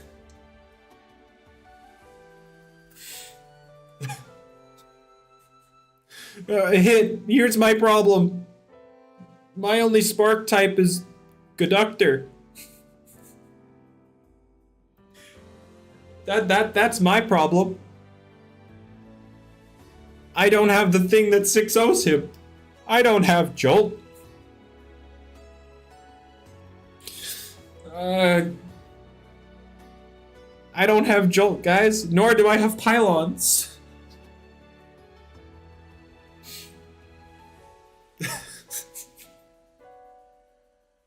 Ironically, ironic isn't the right word, but yeah, my team's like the best one he could match into. Anyway, yeah, Stalligan, he can run both female and male here. Whichever one he wants. And True Power is a thing. Chlorokinesis, maybe, if he's feeling spicy. Spellcaster Thunderstrike. Do I get Thunderstrike? Do I get Thunderstrike? I do. Nice. I didn't say my hat tricks because I thought all I had was shock, so I didn't care. But I have Thunderstrike, so never mind, guys. I can 6-0 him. It's all right. Why I didn't get Stally? I don't know. But yeah, Stalligant. Let me see what moves it's rocking. What do we got? Yeah, those stats are a little. The speed tier isn't bad, 95. I see, Jamie. Well, you can definitely make a couple changes or 1 or 2 changes after the first week, and then that'll be that if you're feeling it. But yeah, it has Stampede, so it can KO itself into True Power to then KO itself. But yeah, let's see. It's got decent coverage. It's got what, Bonk, Aurora Flash, Piercing Poke. Does it get dazed? No, it doesn't. Oh boy. Yeah, Piercing Poke is its melee coverage, huh? Okay. Magical Shield. That's a thing. Cone of Cold. It has some coverage. In terms of support, like I said, Magical Shield is there.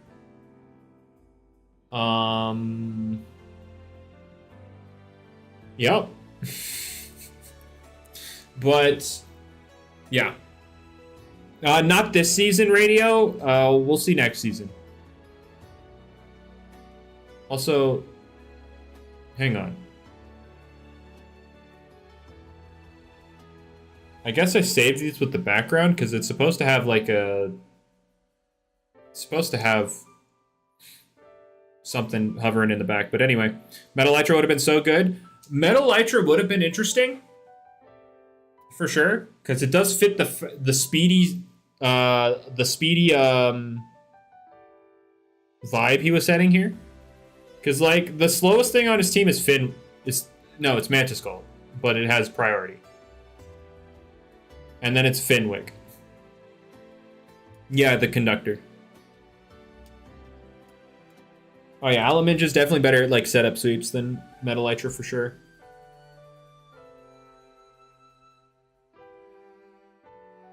Mantis Skull with vines? He doesn't have vines.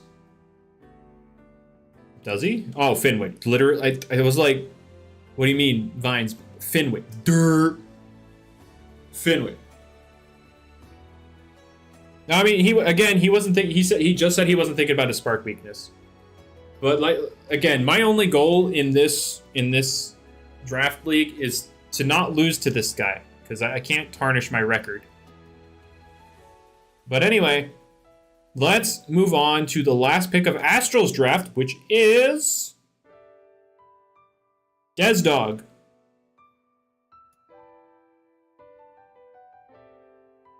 I just got sent a lengthy list of things, and I don't know what I'm looking at yet. But anyway, Desdog. Originally, this was a Pandishi. Yeah.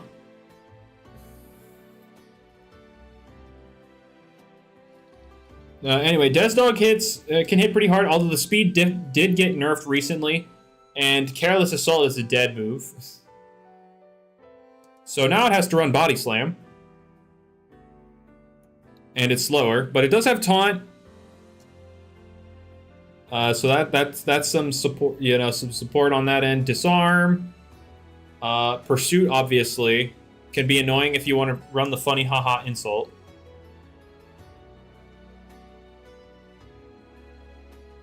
It was Desdog wasn't drafted, Karim, so he just picked it out of the things that went undrafted with the Pandishi. But yeah, obviously Mallet Crush, if it's trying to do some funny haha attack boosting things, if it can pull that off. Daze, it's got decent coverage. I remember it used to have Earth Lance, and then it got changed to Pebble, which is funny. Oh yeah, he's not worried about beasts. He's not worried about beasts at all. He has Seraphim and Gowat, and technically Bangalux as well. But yeah, he's not worried about beasts at all. But anyway, let's move on. I mean, Desdog's just a standard offensive thing. It could definitely hit hard, especially with like a gloomy thing. You can also find some value out of Menacing Snarl because physically, Desdog has 75 health, 80 defense. So Menacing Desdog could pull up some clutch stuff. Stop sleeping on Bangalux. I'm not sleeping on it. I'm just like, it's not bulky. So like saying it's a beast resist isn't that great. Like obviously you could run Gold Laminate and be a little bulkier, but yeah. But anyway, yeah, that's the last pick of Astral's draft. So now the last pick of the draft goes to TFK.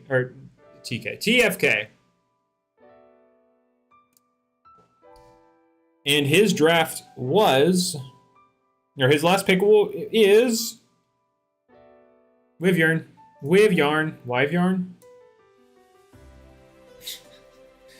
So now, if you don't have hazard removal, you're gonna have to deal with Yarn Snare. Also, Wyvern has more health than Draco Thread. How did nobody take Zerzura? He literally has it.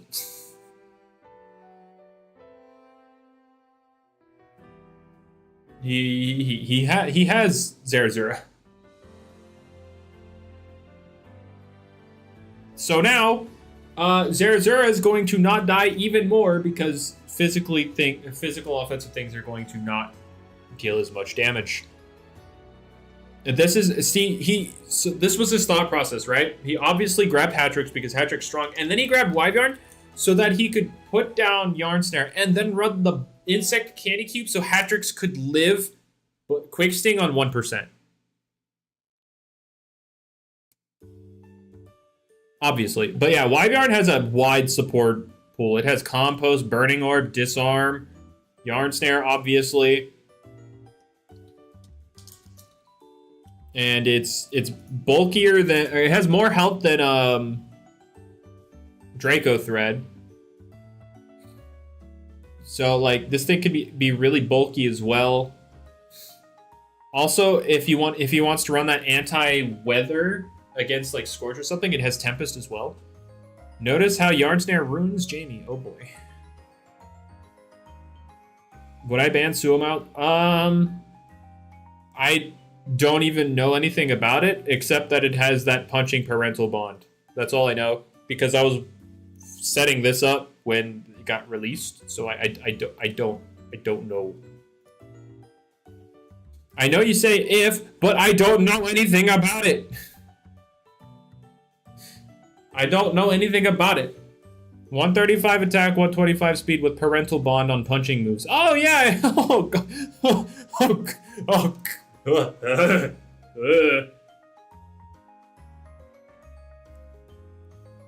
Wish was certainly cooking.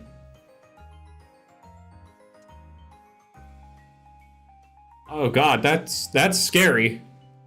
But anyway, that was the last pick of the draft. So now let's just take a quick overview of all the picks This is where people can screenshot whatever they want. You know, this is all the pics. So there you go. Good old summary of them all. Vigilante gets Ferocity, where it's Moxie. So you come in with Avenger, awaken, kill something, and get more attack.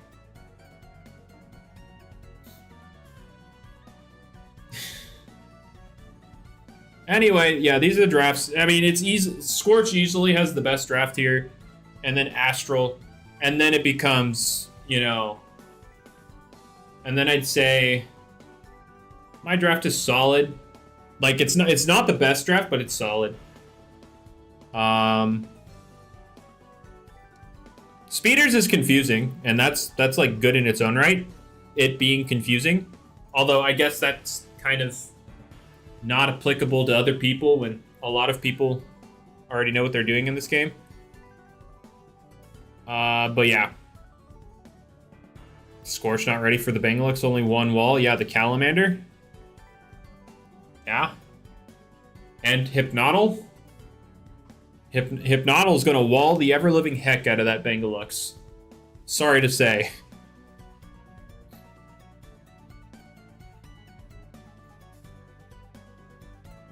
Dark Slash? Yeah, you're about to do a solid 30%.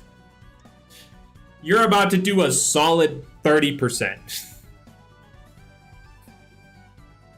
Oh, Jamie loses to Yarn Snare. It's okay. His Fenwick will have removal. Banded? Ah, I see.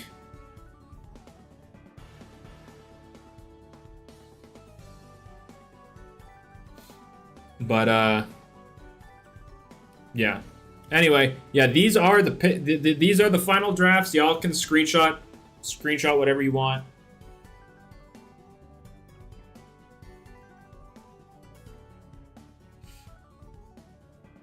But yeah. Yeah, what are the opponents for week 1? That's the next thing I'm going to get into. We're going to get into the matchups for the first week of the DDL.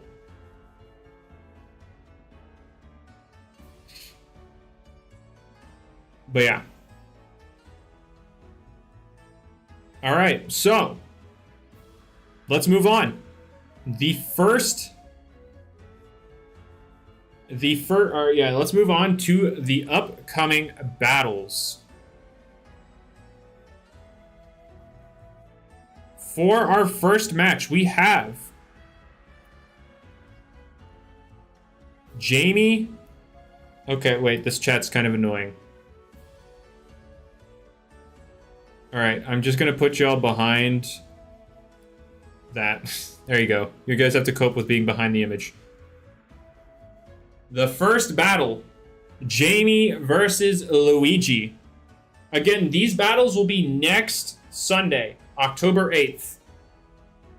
And if everything goes right according to my plan, these guys will upload at, or Luigi will. I think Jamie's just going to make this all one big video at the end.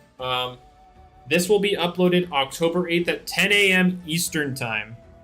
Eastern Standard, I should say. Jamie loses to one Doodle. Hey, let's not talk about his matchup, okay? He's got this. He's got this. So, Somberrock unironically. TFK. I didn't say yours would be up at 10. Yeah, the draft is always going to be best of 1. I didn't say yours would be at 10, although one of these times it will be. But anyway. So yeah, that's the first matchup. I know y'all think Luigi's got this, but I was going to ask, who do you think has the advantage here? Yeah, I would definitely recommend you schedule the upload. That's literally what I want you to do. I'll talk to y'all. I'll talk to the competitors more about this after the stream's over, but yeah. Glaciagash solos. I mean, Bronzok is not weak to anything that Glaciagash does, unless it has days. I forget. I think it has days. Never mind.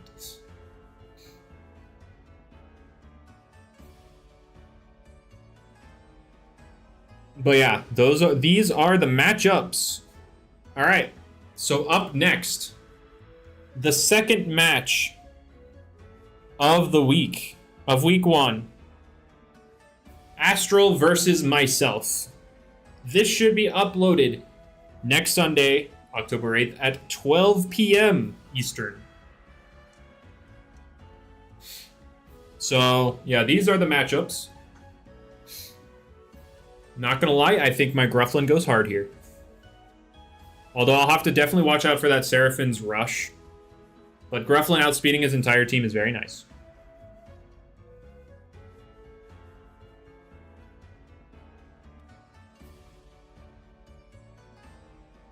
Catholos looks useless here. I think Catholos does pretty well here. It's just weak to Mothra, which is probably what you're throwing you off. Road's a pain. Yeah, Road can be a pain. For sure. Oh yeah, for sure, hit. Absolutely.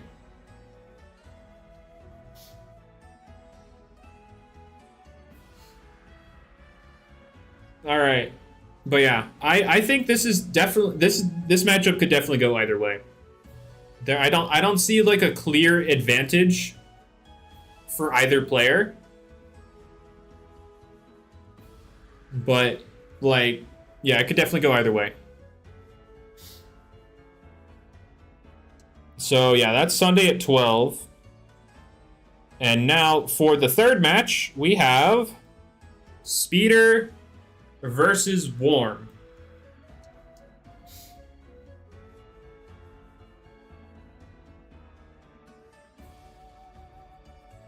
You stack quick thinking and strong armor? Interesting. Interesting. Interesting. Yeah, tell me more. Tell me more. Tell me, your opponent, more. All right. So Warm and Speeder should be Sunday or next Sunday at 2 p.m.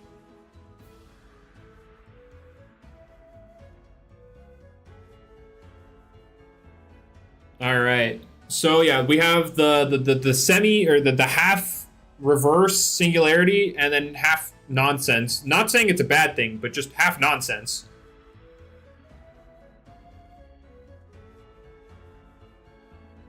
All right. And then Warm has that solid upfront core, like the solid core of Talina, Montor, Babool, and then Leezer out there picking off lives. See, my thing with Leezer and Talina, they're kind of double dipping, you know? Which I get, which isn't necessarily a bad thing, because like you could have an answer for one of them, but like, is it sustainable enough to get you through both Talina and Leezer? And then let's see, Speeder doesn't really have hazards, so Core Lizard's probably not coming.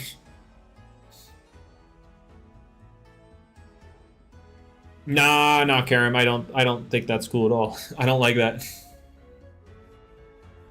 I don't like that idea. But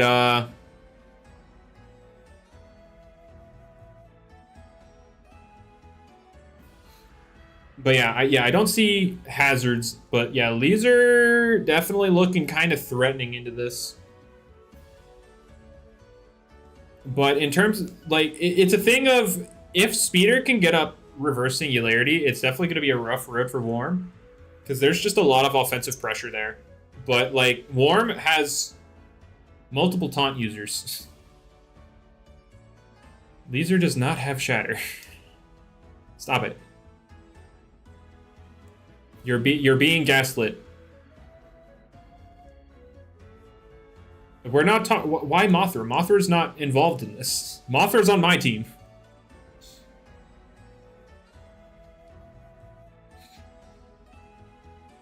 But anyway, yeah, this should be an interesting matchup for sure.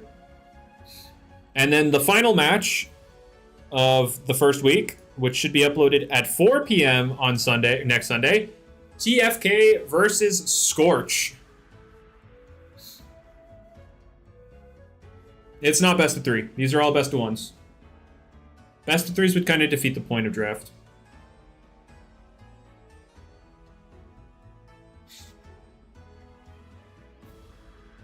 But yeah, this is these are the matchups. We have the Fluppy, Zerzura, Jalopy, Awakened Bubble, Metachrome, Meltamel, Cersiblit, Hatrix, and Wyvern versus Sumo, Awakened, Hypnotal, Scorporuli, Yornaw, Calamander, Obol, Spectatic, Wyvernal, and Arcopause. Yeah, 10, 12, 2, 4.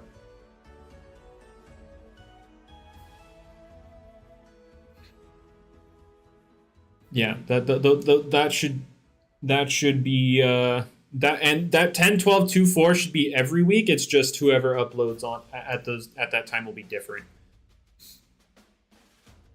But Polar may be a problem. Wait, why are we talking about Polargeist? We're not talking. I think you're a little bit behind radio, which is okay, but yeah. Yeah, all right. No problem, Leah. But yeah, this matchup. Basically, when you're going up against Scorch, you have to see if you can stop the Hypnotal, and then you have to look at the things that are aiming to make Hypnotal win, because that's what this team kind of looks built for. It's like Hypnotal and then fixing the problems of Hypnotal. Like you have a Wool who's just going to get anyone in for free. I don't think Wyvernal is very impactful in this matchup. Like, I guess it'd be good for Fluppy because it's faster priority than the Fluppy. He should bring Scarf down. Oh, yeah. He definitely can. He definitely can because it's faster than Scorporuli for sure. And then it threatens an Oko. 100%. This Melty Ball is definitely something TFK is going to consider. He's running Chocolate Rain. I wouldn't have guessed.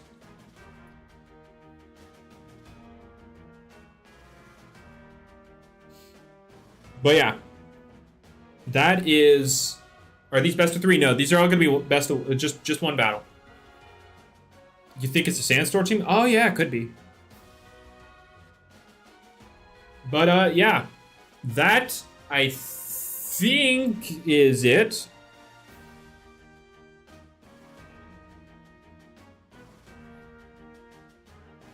Yeah, Awaken Hypnotal with Chocolate Rain is just going to be incredibly annoying for everyone. But yeah, I think that's about it for the stream, guys. I guess before we... I mean, you've all had a chance to screenshot the final teams. But yeah, those are the teams for the first season of the DDL. So battles should start going up next Sunday. 10 a.m. to 4 p.m. And every week after. So yeah, thank you all for joining me. This VOD will be available if, you know, for later reference, if anybody wants to tune into that. And yeah, I'm gonna get out of here. And yeah, let me know who y'all think's gonna win it all. And please don't just say Scorch because he has the best draft, all right? Anyway, I'm gonna get out of here. Enjoy the rest of your day, afternoon, morning, evening, night, whatever it is. Hopefully it's good for y'all, and I'm out of here. Bye-bye. I forgot to make an ending screen, so I'm going to use my starting screen.